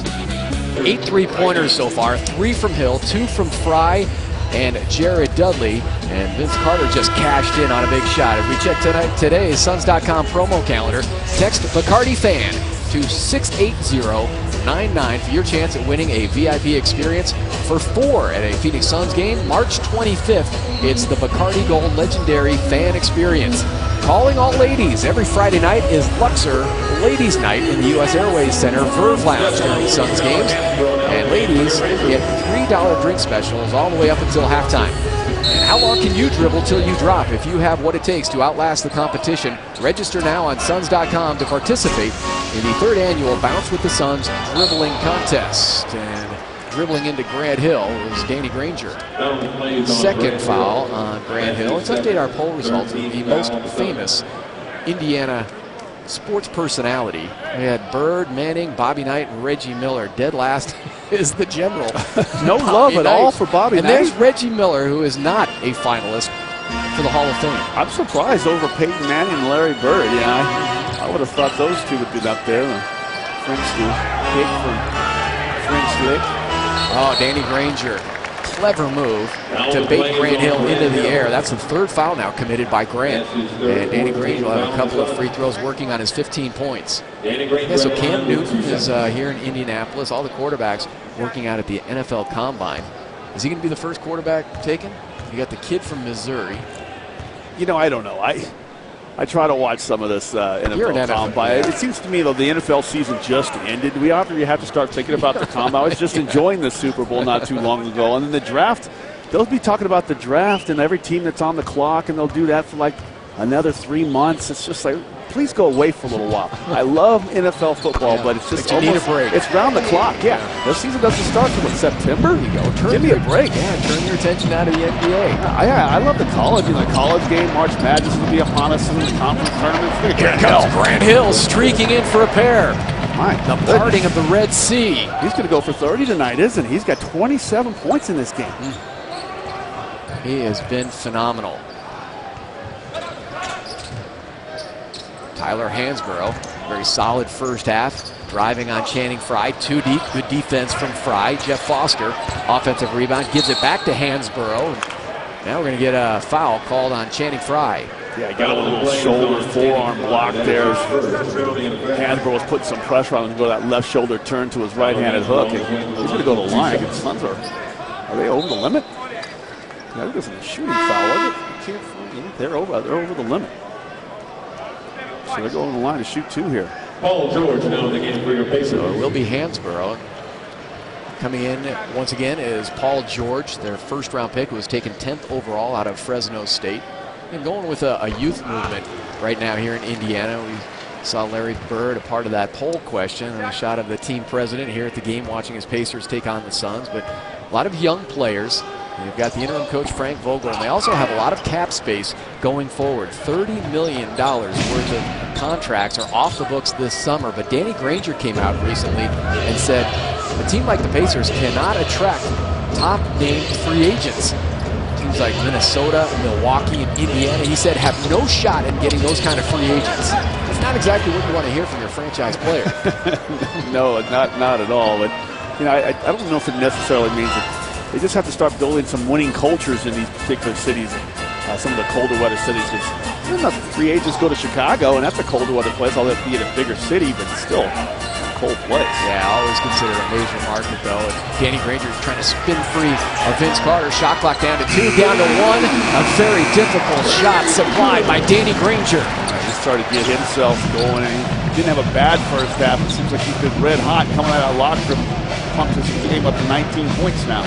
You know, talk about how disappointed Larry Bird was, too, in not being able to land O.J. Mayo from the Memphis Grizzlies, unable to beat the trading deadline by 1 minute. The Suns just barely beat it themselves in making the deal for Aaron Brooks. Collison, floater, rebounded by Lopez. Nash was there to alter the shot. Whips it up ahead to Grant Hill against 2 different defenders. The finger roll for Grant Hill, who has 29. We have seen a wide variety of shots from Grant. His transition game. I mean, ever since the first pull-up J, when he put the first 2 points on the board for the Suns, it was an aggressive move. He said, I'm going to look to be offensively aggressive, and it just has not stopped. Very consistent game for Mr. Hill. Season high, the 30 points that he had against Oklahoma City. Robin Lopez boxing out and a loose ball foul from behind on Jeff Foster. So Grant just 1 point away from matching his season high, the 30 that he had in Oklahoma City on December 19th. Gortat has come in now for the Suns at the 3:24 mark of the 3rd. Nash still running the show. He played the entire first quarter before giving way to Aaron Brooks.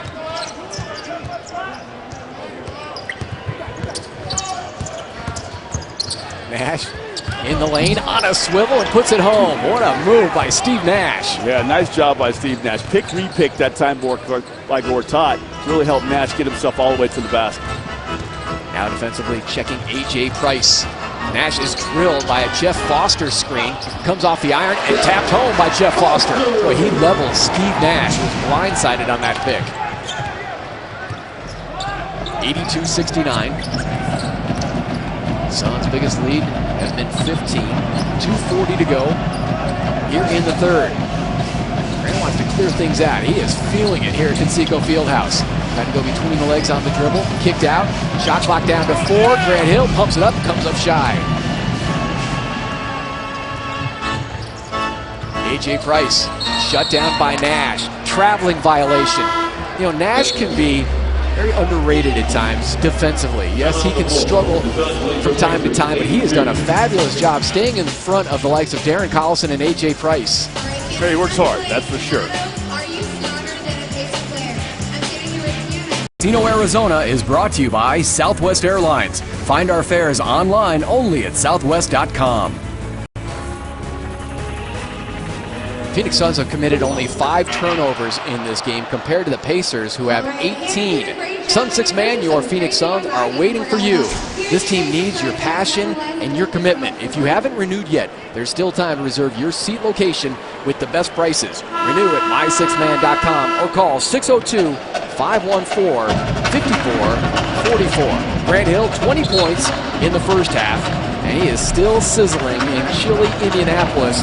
He has 9 in the third, and here defensively against Danny Granger. I love that one right there because he's not so much worried about where the ball is on Granger. He gets to look right at his midsection and slides his feet, keeps his feet and his body in front of Danny Granger's midsection, doesn't let him go anywhere. Then offensively, he's just absolutely exploded out lock from attack, and the defense has had no answers for him tonight. You see the numbers. 3 of 4 3-point range, 12 of 17. Also, those have been mid-range jumpers and a few at the cup, but 29 points. Mr. Hill doing it all. And a great note here with the Suns' 5 turnovers. All of those came in the opening period. They have not had a turnover since the first quarter. Put it back in the hands of Grant. Pull up, 16-footer. Look good, it's in the little left. He has the lift on his shot. No question about it here this afternoon. Foster not much an offensive threat. Goes to Tyler Hansborough, trying to back down on Channing Frye. Great defense from Frye, and it was Grant Hill over the top with the rip. Gortat wants to run the 2-man game with Nash. And a push off of A.J. Price. Contested shot, almost rolled in. And cleared by Paul George. Pacers made a little adjustment, not letting Gortat get that ball on the roll, so making Nash shoot more shots from the outside. Nailing his shot is A.J. Price. Has a second-round steal, takes 52nd overall in the second round, and he cuts the Suns' lead to 10. Price, a very tenacious defender. He's been backing up Darren Collison. You don't see T.J. Ford. They're trying to attempt a buyout in contract with T.J. Ford here with the Pacers. That was after the offensive rebound. Standing out, you're saying it was one of the Suns. He was nowhere near that baseline. Right, sure, the call on that one. I know he got the ball initially with 2 hands, but felt he would got the ball poked out of his hands. But I'm not quite sure if Adam saw that. It was after he tipped it. So after it went off the hands of Channing Frye, the ball hit along the sidelines. Indiana trying to cut into this 10-point lead of the Suns. Jeff Foster punched it out of bounds, and I think Bennett Southport is going to change his call, and he will. Initially giving it to the Pacers, but it'll be Suns possession inside of a minute to go here in the third. Frye and Gortat sandwiching Jeff Foster, and all he could do was punch that ball into the stands. Indiana Pacers, they've missed the playoffs the last 4 years. Trying to sneak their way in this season. The Suns, likewise, trying to make the playoffs. Just a couple games out of the 8th and final spot. Just rolls off for Nash again. Gortat was tipping at the cup. 30 seconds to go here in the third. Dudley defensively all over Paul George along with Channing Frye. They blitz him in the corner. Seen a number of shot clock violations already from the Pacers. It's down to 5 for Hansborough. Ball fake, followed by Frye and 3 different defenders. Shot clock to 2 to 1. And the curveball hoisted up by Paul George. Suns got to hurry. Very interesting release on that shot by Paul George. Nash creating for Grant Hill. Couldn't put it down. Tough break to end the third quarter. It was a fantastic pass by Nash. Grant Hill wanted that too. Couldn't get it. And we are headed to the 4th and final quarter as the Suns wound up outscoring the Pacers 22-21 in that third. Yeah, they had a great start to the third quarter. Fell off a little bit, but defensively they were solid, so they maintained this 10-point lead. It's a good number going into this fourth quarter. Grant Hill has certainly been the story with 29 points. Suns by 10 heading to the fourth quarter. Time for today's Flyby, sponsored by Southwest Airlines. Book a business select fare at southwest.com. Fly through airport lines with Flyby priority lane access. This guy's becoming a staple on this portion of the show. Cleared for takeoff. Hello, Jared Dudley. You know, I love it when JYD gets a steal and puts in transition, and no better way to finish it off than dunk it. Grant Hill was still smarting over there along the Suns bench as they finished that third quarter. He felt he should have hit that last-second layup off the feed from Steve Nash. That would have given him 31. And then the 10th assist for Nash. Instead, they'll take this 10-point lead into the fourth quarter. Suns were up by 4 after the first quarter, led by 9 at halftime.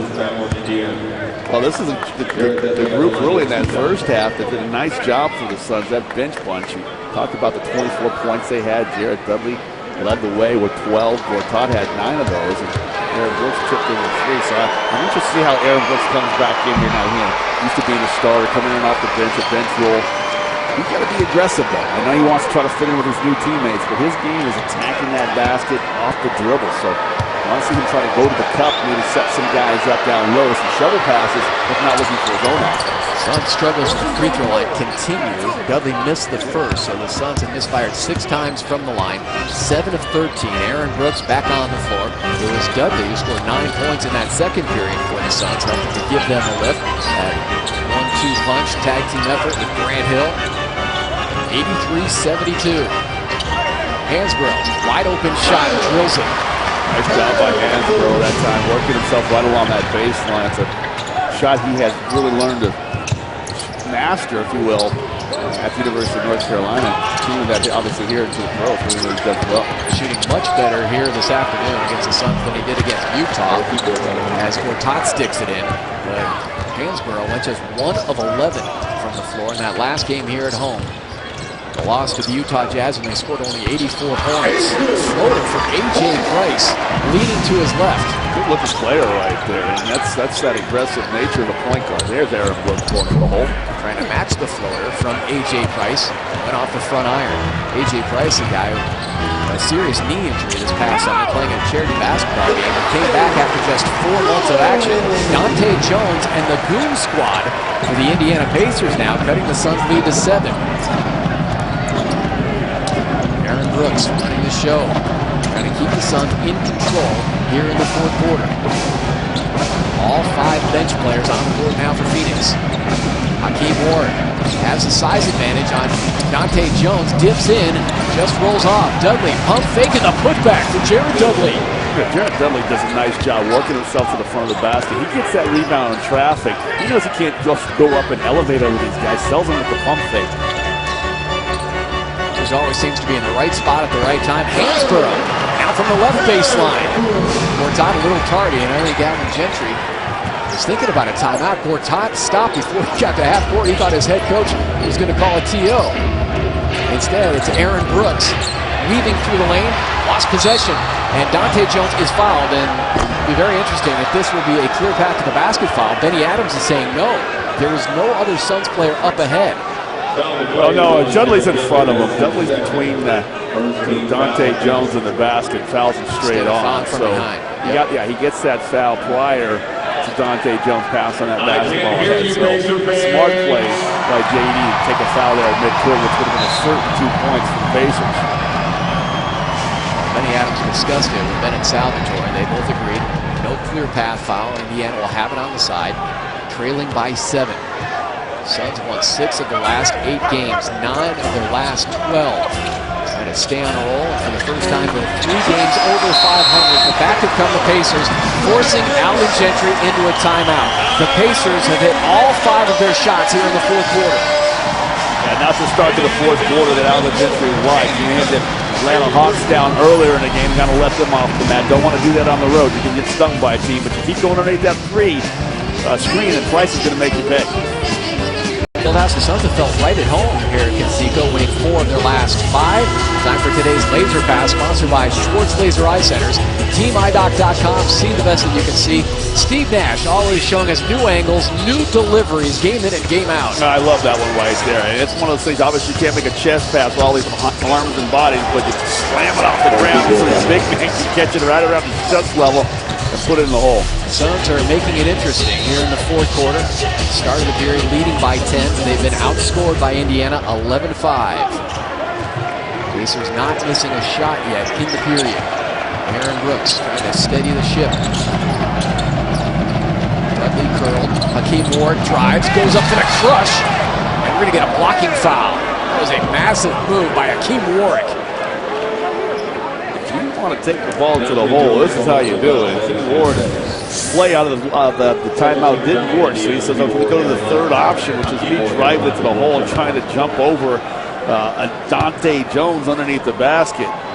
That's a great play by Ward. Take it hard to the basket, get yourself to the free throw line. Now the Suns got to knock down some free throws. They struggle from the line tonight.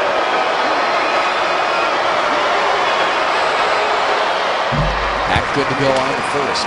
He's a very interesting character. Quiet, cool demeanor when you see him most of the time. You know, all the buzz and all the playing, sometimes in the locker room. But with his teammates, when he's isolated with his teammates at shoe end, everybody says what a funny, outgoing guy he is. And he's an instigator with his teammates. So it's 2 for 2 from the line. Needed that one. All right, so they continue to figure out the defensive end here. Try to stop these Pacers from scoring. Dante Jones kills the dribble. Blanketed by Jared Dudley, who now goes over to help A.J. Price. Into the ground that Jared Dudley covers defensively. Warwick got away with a reach-in. There's the reach-in, though, from Dudley, and he will be busted by Bennett Salvatore. Jared Dudley got throws in there for some reason. He normally has some really good footwork on a player with the basketball, but he was frozen that time and went to the reach instead of sliding his feet. Suns have to be very careful to try to avoid another fourth quarter fade. We've seen it 6 different times this season.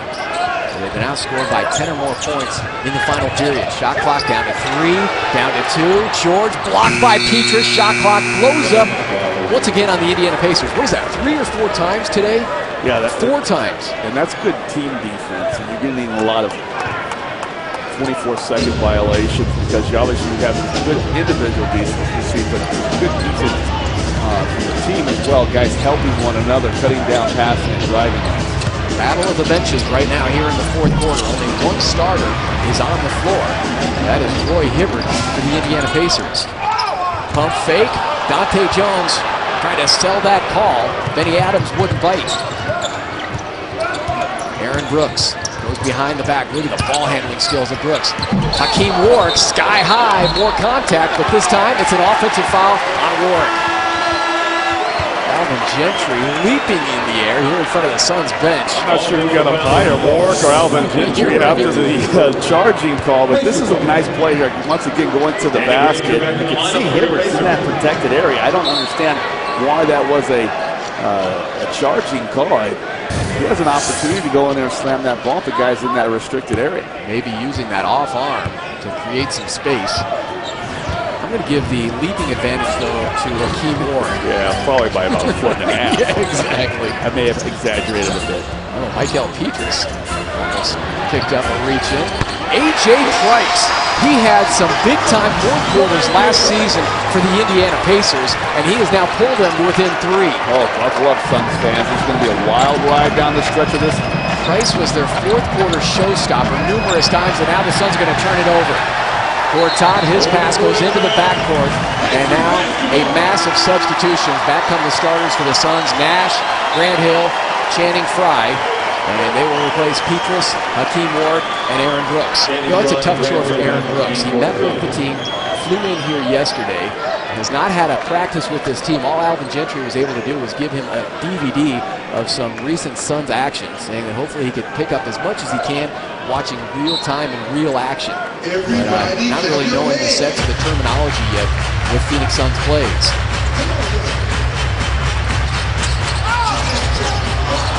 Back to A.J. Price, loose on the floor. He gets his own miss and a foul inside. I think that could be Channing Frye. Oh, it's kind of a tough break that time for the Suns because there's a lot of Suns jerseys around that basketball as it was coming off the rim, but none of them really kind of grabbed that ball as it hit the floor. And the smallest guys on the floor is down there and grabbed it up off there quickly and was able to get the foul. Channing Frye has 2 personal fouls.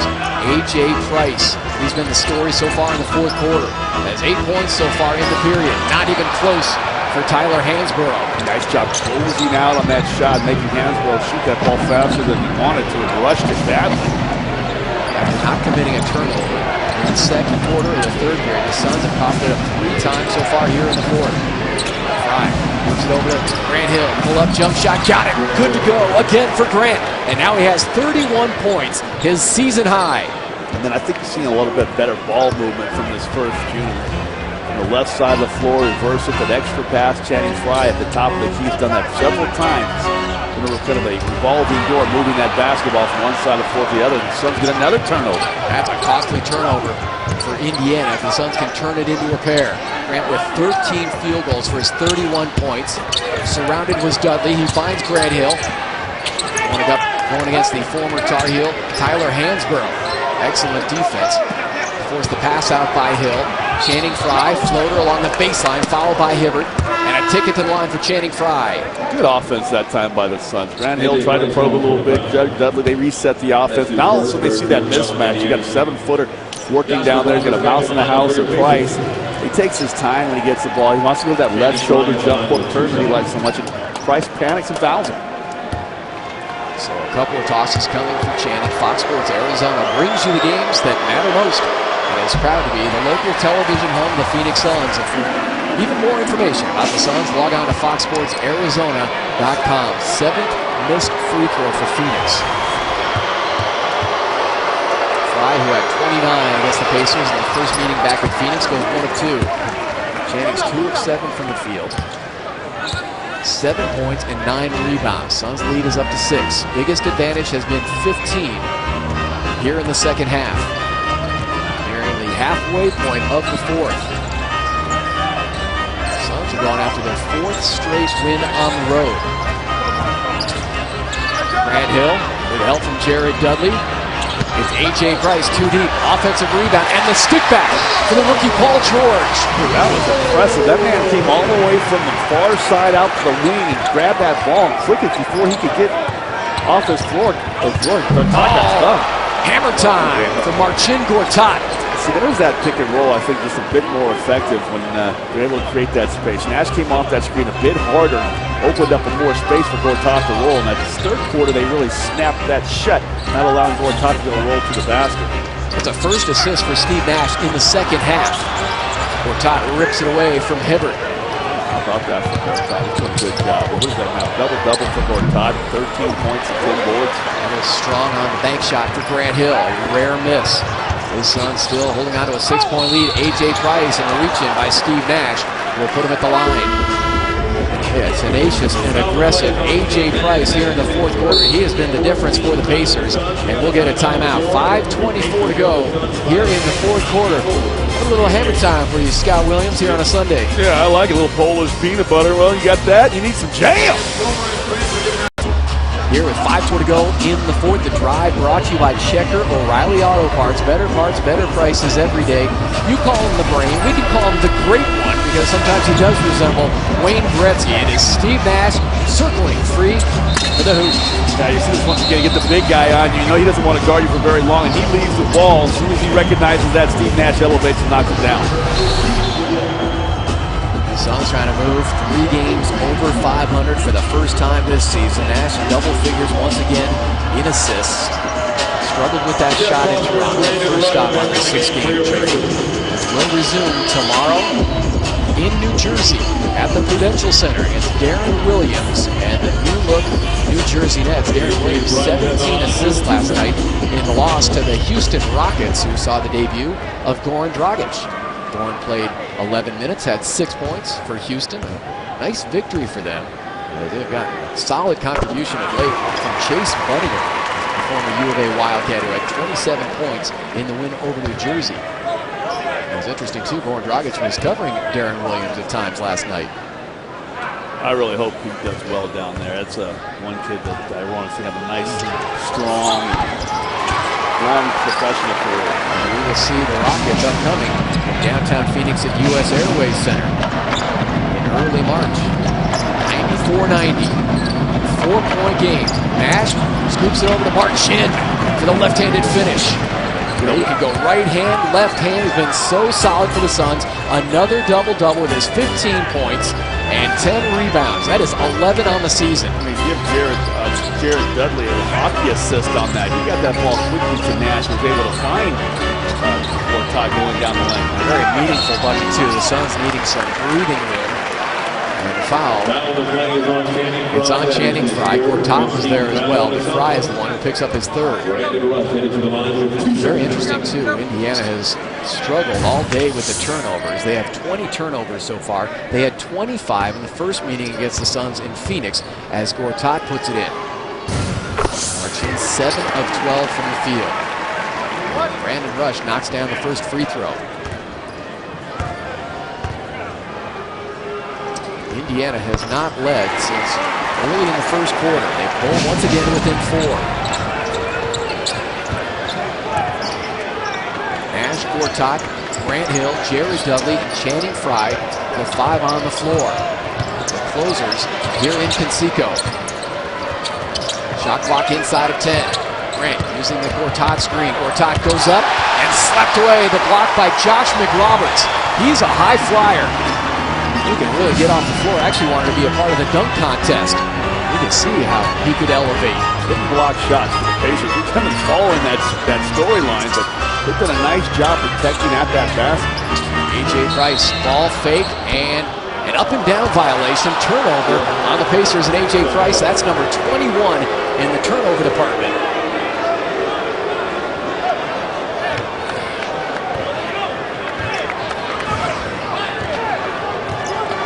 The Suns are in the penalty situation the rest of the way. 3 team fouls now on the Pacers. 4 minutes to go. Grant Hill couldn't deliver, and Foster gives it up ahead.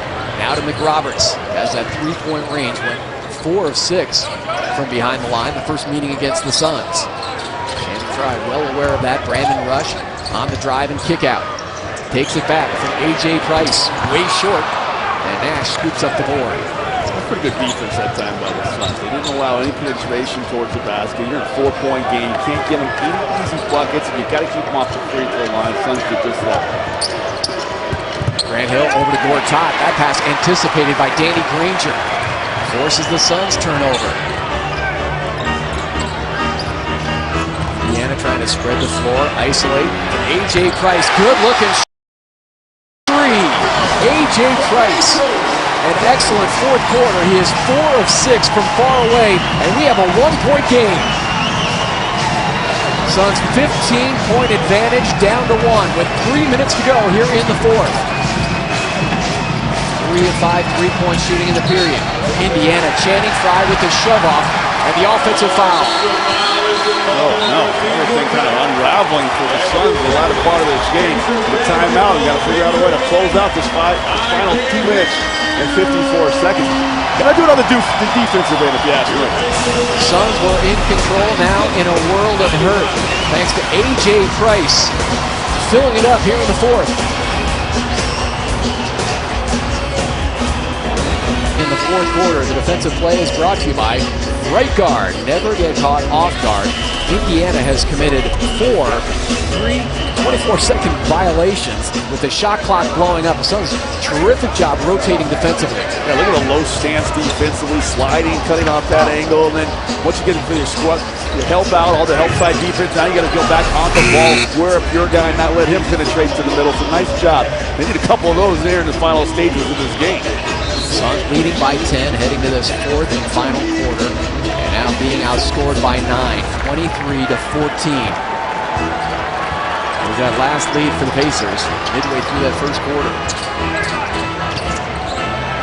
To the corner, Danny Granger rims off. The Suns got a break there, had a very good look, and then a loose ball foul. That will be the 4th team foul on Indiana. The foul was committed by McRoberts.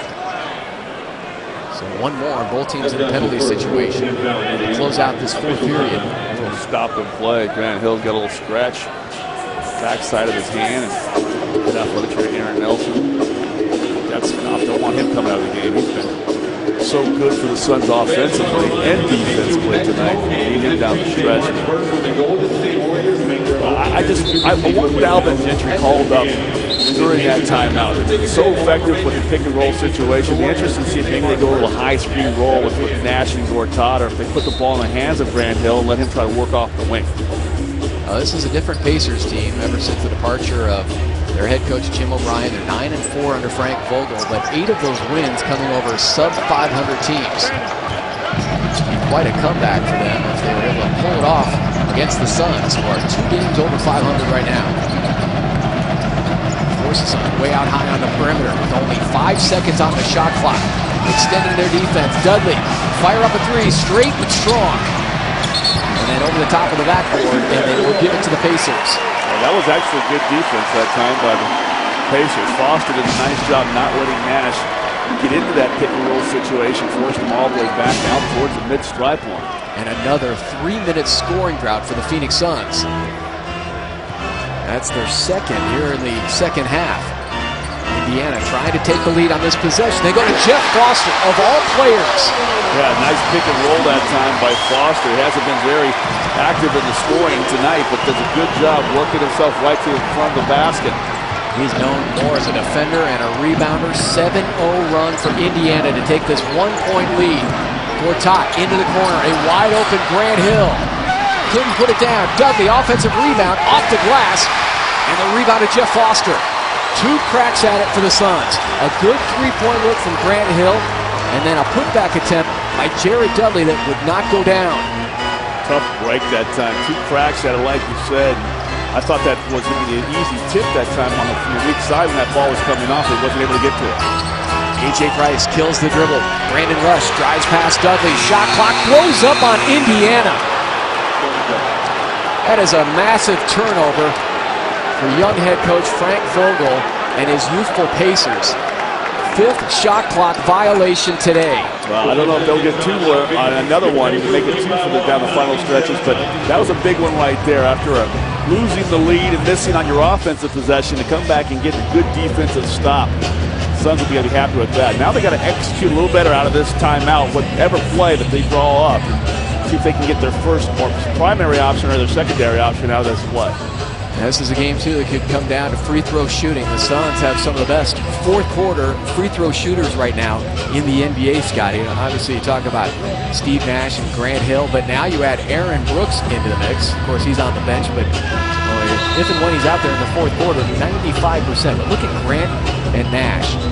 Grant just about 94% in the fourth quarter. Steve at 93 with a minimum of 25 attempts. Very shocking, too. Jody Meeks of Philadelphia, the top of the pack. That's impressive. Shots obviously in the fourth quarter, free throws in the fourth quarter, all is so important. Grant elevates concentration level. Steve Nash is always right around 90%, but Grant really bumps his up quite a bit to get to 90, nearly 94%. It's impressive. Suns as a team shooting just 42%. Here this afternoon from Conseco, 47% for the Pacers. Suns still have 1 full and 1 20-second timeout left.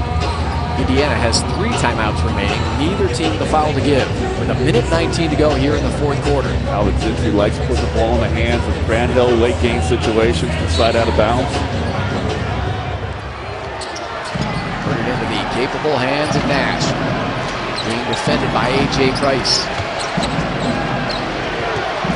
Again, pushing the Suns far out on the perimeter. Cannon Fry lets it fly for 3, short. Knocks out Dudley. And hold on, Benny Adams is going to call a loose ball foul on Dudley. He tried to dig in from the weak side, but he's called for the foul. This is worth another look.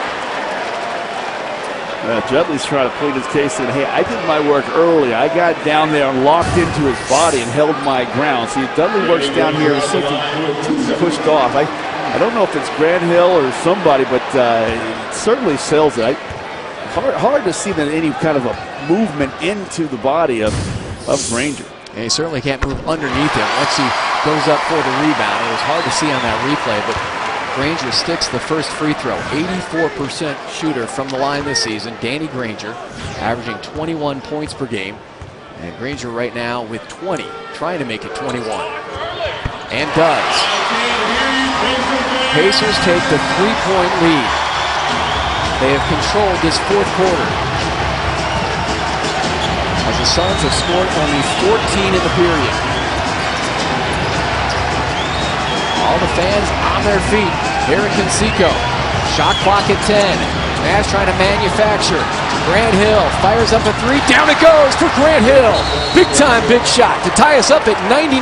Woo, that was a nice play that time by Steve Nash. Taking his time. He had several options trying to get off that elbow and screen situations. Never panicked. And once he got that ball below that free throw in the middle, it sucked the defense out of the corner and gave Grant an easy opportunity out of that corner for 3. 34 points now for Grant Hill. When was the last time he pumped up 7 3-point attempts?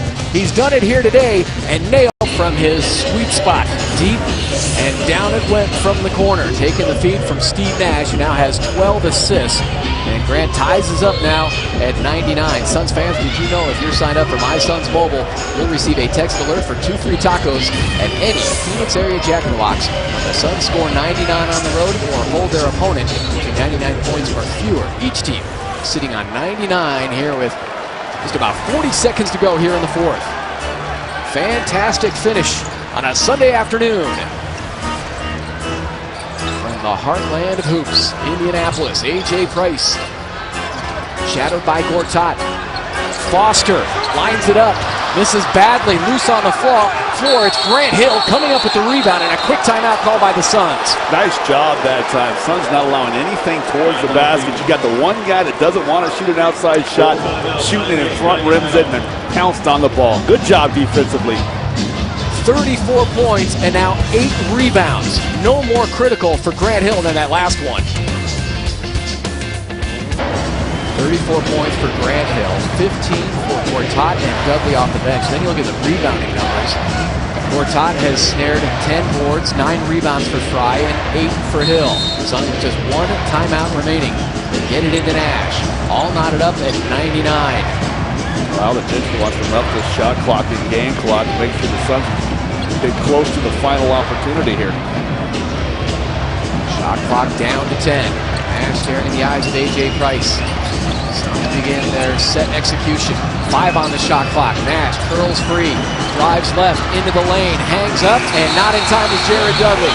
Shot clock explodes on the Suns. And boy, does that hurt with 3.1 to go on the clock. Well, they wanted to work it down for the final shot, a 3 to try to win the basketball game, but like you said, maybe just 0.2 of a second too late. Not able to get that shot off. And they add 0.5 of a second to the clock now. 3.6 for Indiana to take the final shot here in the fourth quarter. Take a look at overtime action. The Suns are 2-2 in overtimes this season. Indiana 0 for 2. It's been a gritty Pacers team, especially in the fourth period. They were trailing by 10. They have picked up their defensive intensity, and the Suns just a little tardy running this play. Yeah, they want to get a down screen for Steve Nash to be able to come off and curl to the basket to free somebody. And Pacers did a good job staying at home with Jared Dudley, forced him out of the corner and just a little extra distance on that pass. Now all of a sudden it's a shot clock violation. Suns bookending their turnovers today. They had 5 in the first, did not have any in the second or third quarters, but they have popped it up 6 times now here in the fourth period. Yeah, the offense has not been as good. They had 25 made field goals in that first half. Well, just 15 made field goals here in the second half. A little bit of a power outage. Scored 60 points in the first half. Obviously, just 39 here in the second. Being outscored 27-17 in the fourth quarter. 3.6 for Indiana. They still have 1 20-second timeout remaining. Pacers eyeing what could possibly be their 27th win of the season. Suns have only trying to go 3 games over 500 for the first time this season. Here we go. They actually have 4.1 on the clock. Foster gives it back to McRoberts. Danny Granger for the win, comes up short, and we are headed to overtime, tied at 99. How did it go from 3.6 to 4.1 right before they inbounded? That's some home cooking here at Conseco Fieldhouse. You caught it. I don't think anybody else did catch that. 5 more minutes for MV Steve and the Suns. We're back after this. Coming for the Suns and Pacers here on a Sunday afternoon from Conseco Fieldhouse. Scotty, it was the money ball deposited by Grant Hill that tied us up at 99. Yeah, he's been doing it all tonight. 34 points, 4 3-point shots, and this one was the biggest one of the night. Suns needed that, trailing by 3, and I love that by Steve Nash. He never panics. He takes that basketball right to that painted area. Everybody just went to the ball for the Pacers, and it left Grant Hill wide open on that corner 3. Tons of Suns fans here. Signs, jerseys in Indianapolis, and the purple ties. Gotta love those as well. Next up for the Suns will be the Nets in New Jersey. And that's tomorrow here on My 45. And interestingly enough, Scotty, the Nets took the Suns to overtime in Phoenix. The Suns winning that game. They pulled away in the extra period, winning by 9. This will be the first chance run into the New Jersey Nets with their new point guard, Darren Williams.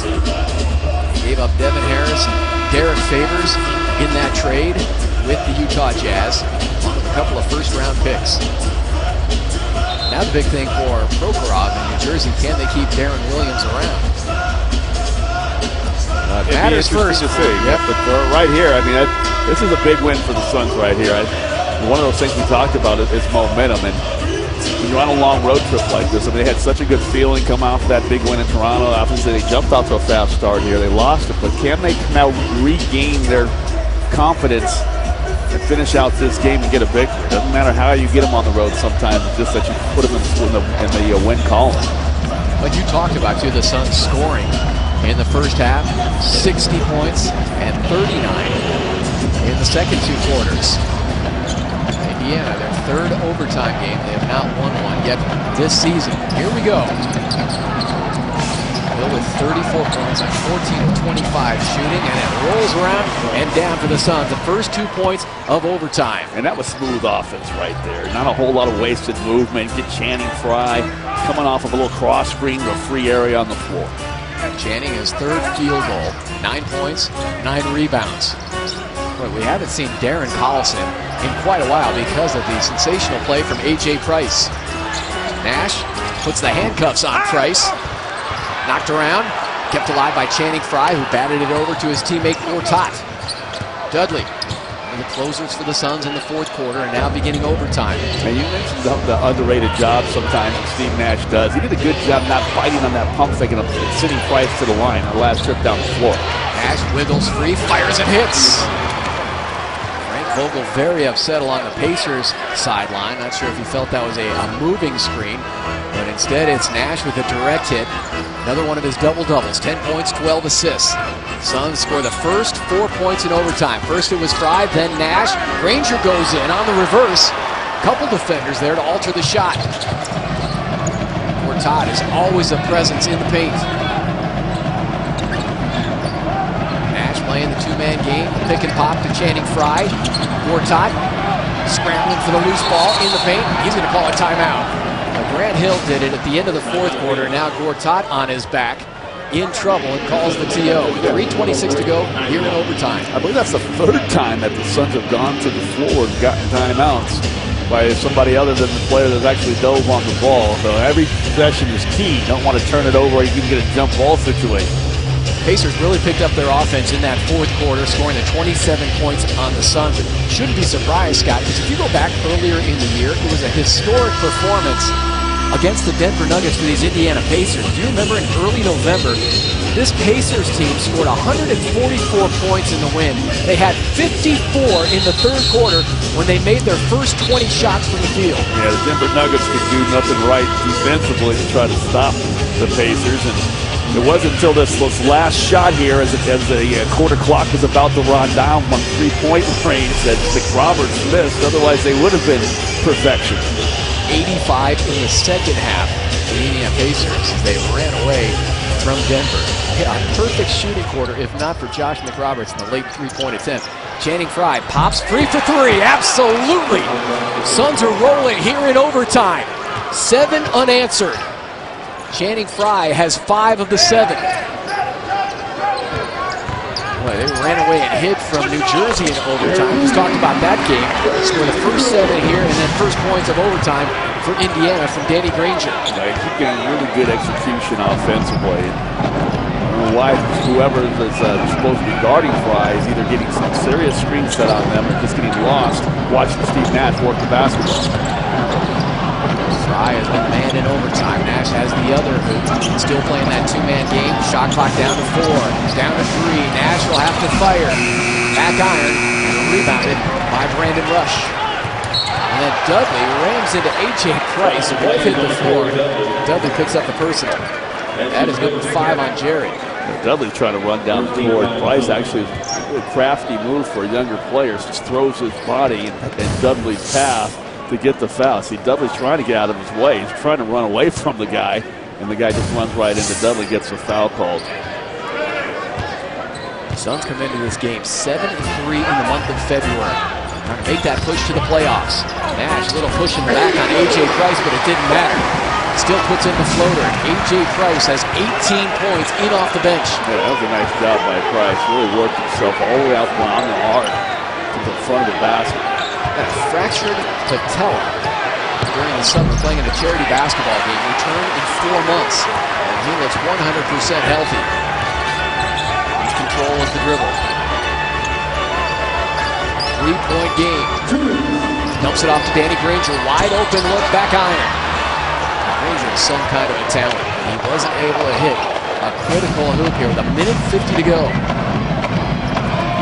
Granger's gone 8 of 17 with his 23 points. Also has 5 assists. Nash now starting to lead that clock.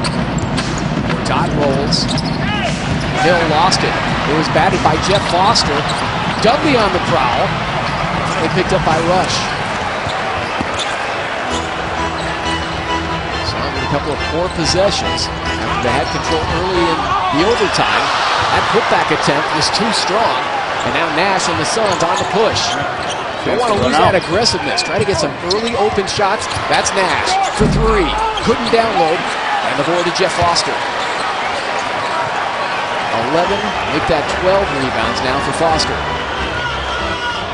106-103, Vogel wants a timeout. Indiana will take it. 1:02 to go here in overtime.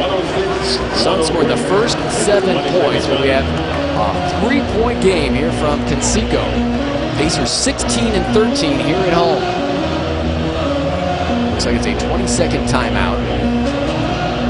This Pacers team will next up host the Golden State Warriors on Tuesday. And it's off on a challenging road trip at Oklahoma City, Dallas, and then the Houston Rockets. The Rockets scoring, 124 points, I believe, last night. Picked up their offense. And the Suns trying to find some points here late in the first overtime. And out of this timeout, look for them to put the ball in the hands of Price to create something down low for maybe one of the bigs with some penetration to the basket, or kicking into the wing, Granger to maybe to make a mid-range shot. 5th overtime game of the season for Nash and the Suns, splitting the first 4. New Jersey tomorrow, and then the road trip for the Suns will continue in Boston on Wednesday. Face the Bucks in Milwaukee Friday. Close out next Sunday against Oklahoma City. Oklahoma City finding out that Kendrick Perkins with some damaged goods coming over the deal from the Boston Celtics. He's out 2 to 3 weeks with a knee sprain. It wasn't the same knee that he had surgery on. He was injured in the playoffs and finals against the Lakers. Danny Granger into the lane, the foul, as he was met by Gortat. He did a nice job that time. Obviously, the Suns' best defender, Grant Hill, on. He forces him to the left hand. Granger's not afraid to go ahead and take that opportunity there. Right all the way back there. Gets back to from the right side of the floor to the left side. It's a good foul there by Gortat. Don't want to even an easy bucket.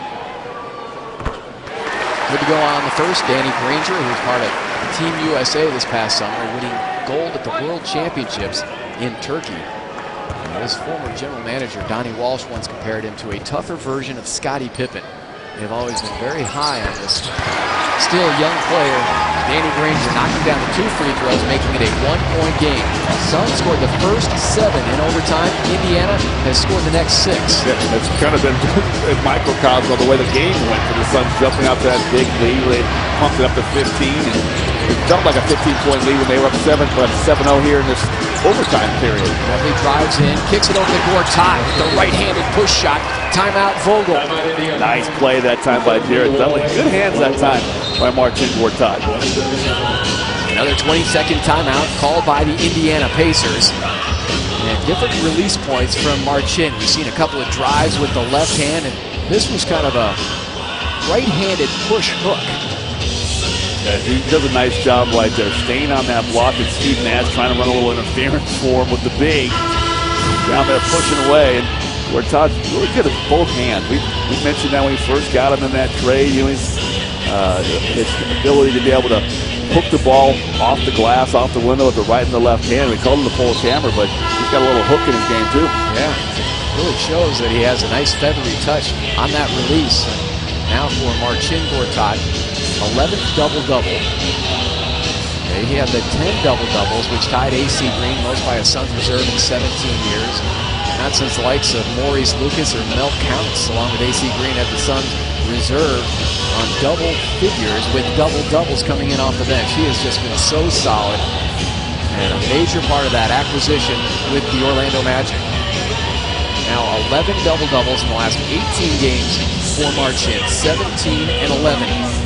He's given the Suns a three-point advantage. Yeah, and the Pacers come back with some guys that can shoot the ball from distance. So make sure you don't give up a three here. Force them into a two-point shot. You want to lose your lead. Granger whips it inside. Oh, no. Bucket and one. Three-point play opportunity for Josh McRoberts. Terrific pass from Danny Granger. I think everybody was expecting Granger to take that shot. And sneaking in along the baseline was McRoberts. Bad things happen when the ball gets below that free throw line in the center of the floor. Everybody reacts to the basketball. You see Gortat runs out there and leaves a big underneath. 68% free throw shooter. McRoberts, three-point play, ties us up at 108. Timeout, Alvin Gentry and the Suns. Pacers just will not go away. It's a full timeout. We'll come back with just under 24 seconds to go here in overtime.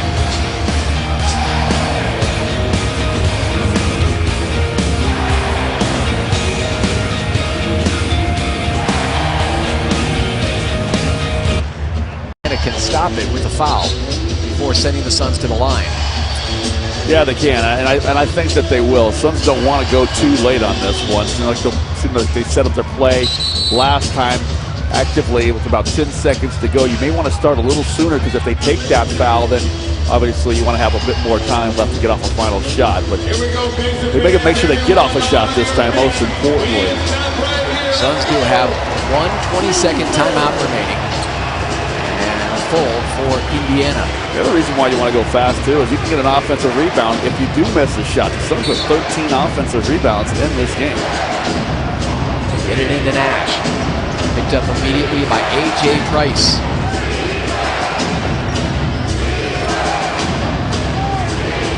Nash on the dribble, back and forth. It needs to go. Clock is down to 10. Got a foul to go. Now starting to initiate the play. Hands it off to Grant Hill. No foul yet, and Grant Hill's going to call a timeout with 3.5 to go. Very interesting. A chess match between the two coaches. Vogel electing not to foul. The Suns electing to go down to 3.5 left in this overtime and call the timeout. I think they wanted to get somebody coming off the baseline. Maybe it was Channing Frye. It seemed like the same play that Dan ran to start the overtime period where Channing Frye was able to knock one down cleanly coming off the baseline, but Pacers sniffed it out. He wasn't open. Frye did the right thing, not turn the basketball over, takes the timeout. Yeah, Steve Nash had alerted some of his teammates saying if they weren't able to make the pass that they wanted from that executed play to go ahead and call the timeout, which they do. But none left for the Suns. 3.5 to go here in overtime. Interesting to see that Vogel did not foul on that possession. I'm curious to find out and see if they don't try to foul this time out as the game clock is just down to 3.5 seconds to play. Certainly even a better opportunity now for Indiana, but have to be so careful that you don't foul and the Suns pick it up and try to force up a shot. That's true, because you have seen a lot of teams and a lot of players trying to do that in situations just as these. Got to make sure you get the ball in cleanly first. So try to go for the win here in overtime from Conseco, and it goes to Nash. Zip it over to Frye. Pump fake, fires, all in for the win. Channing Frye here in overtime, and the Suns win it.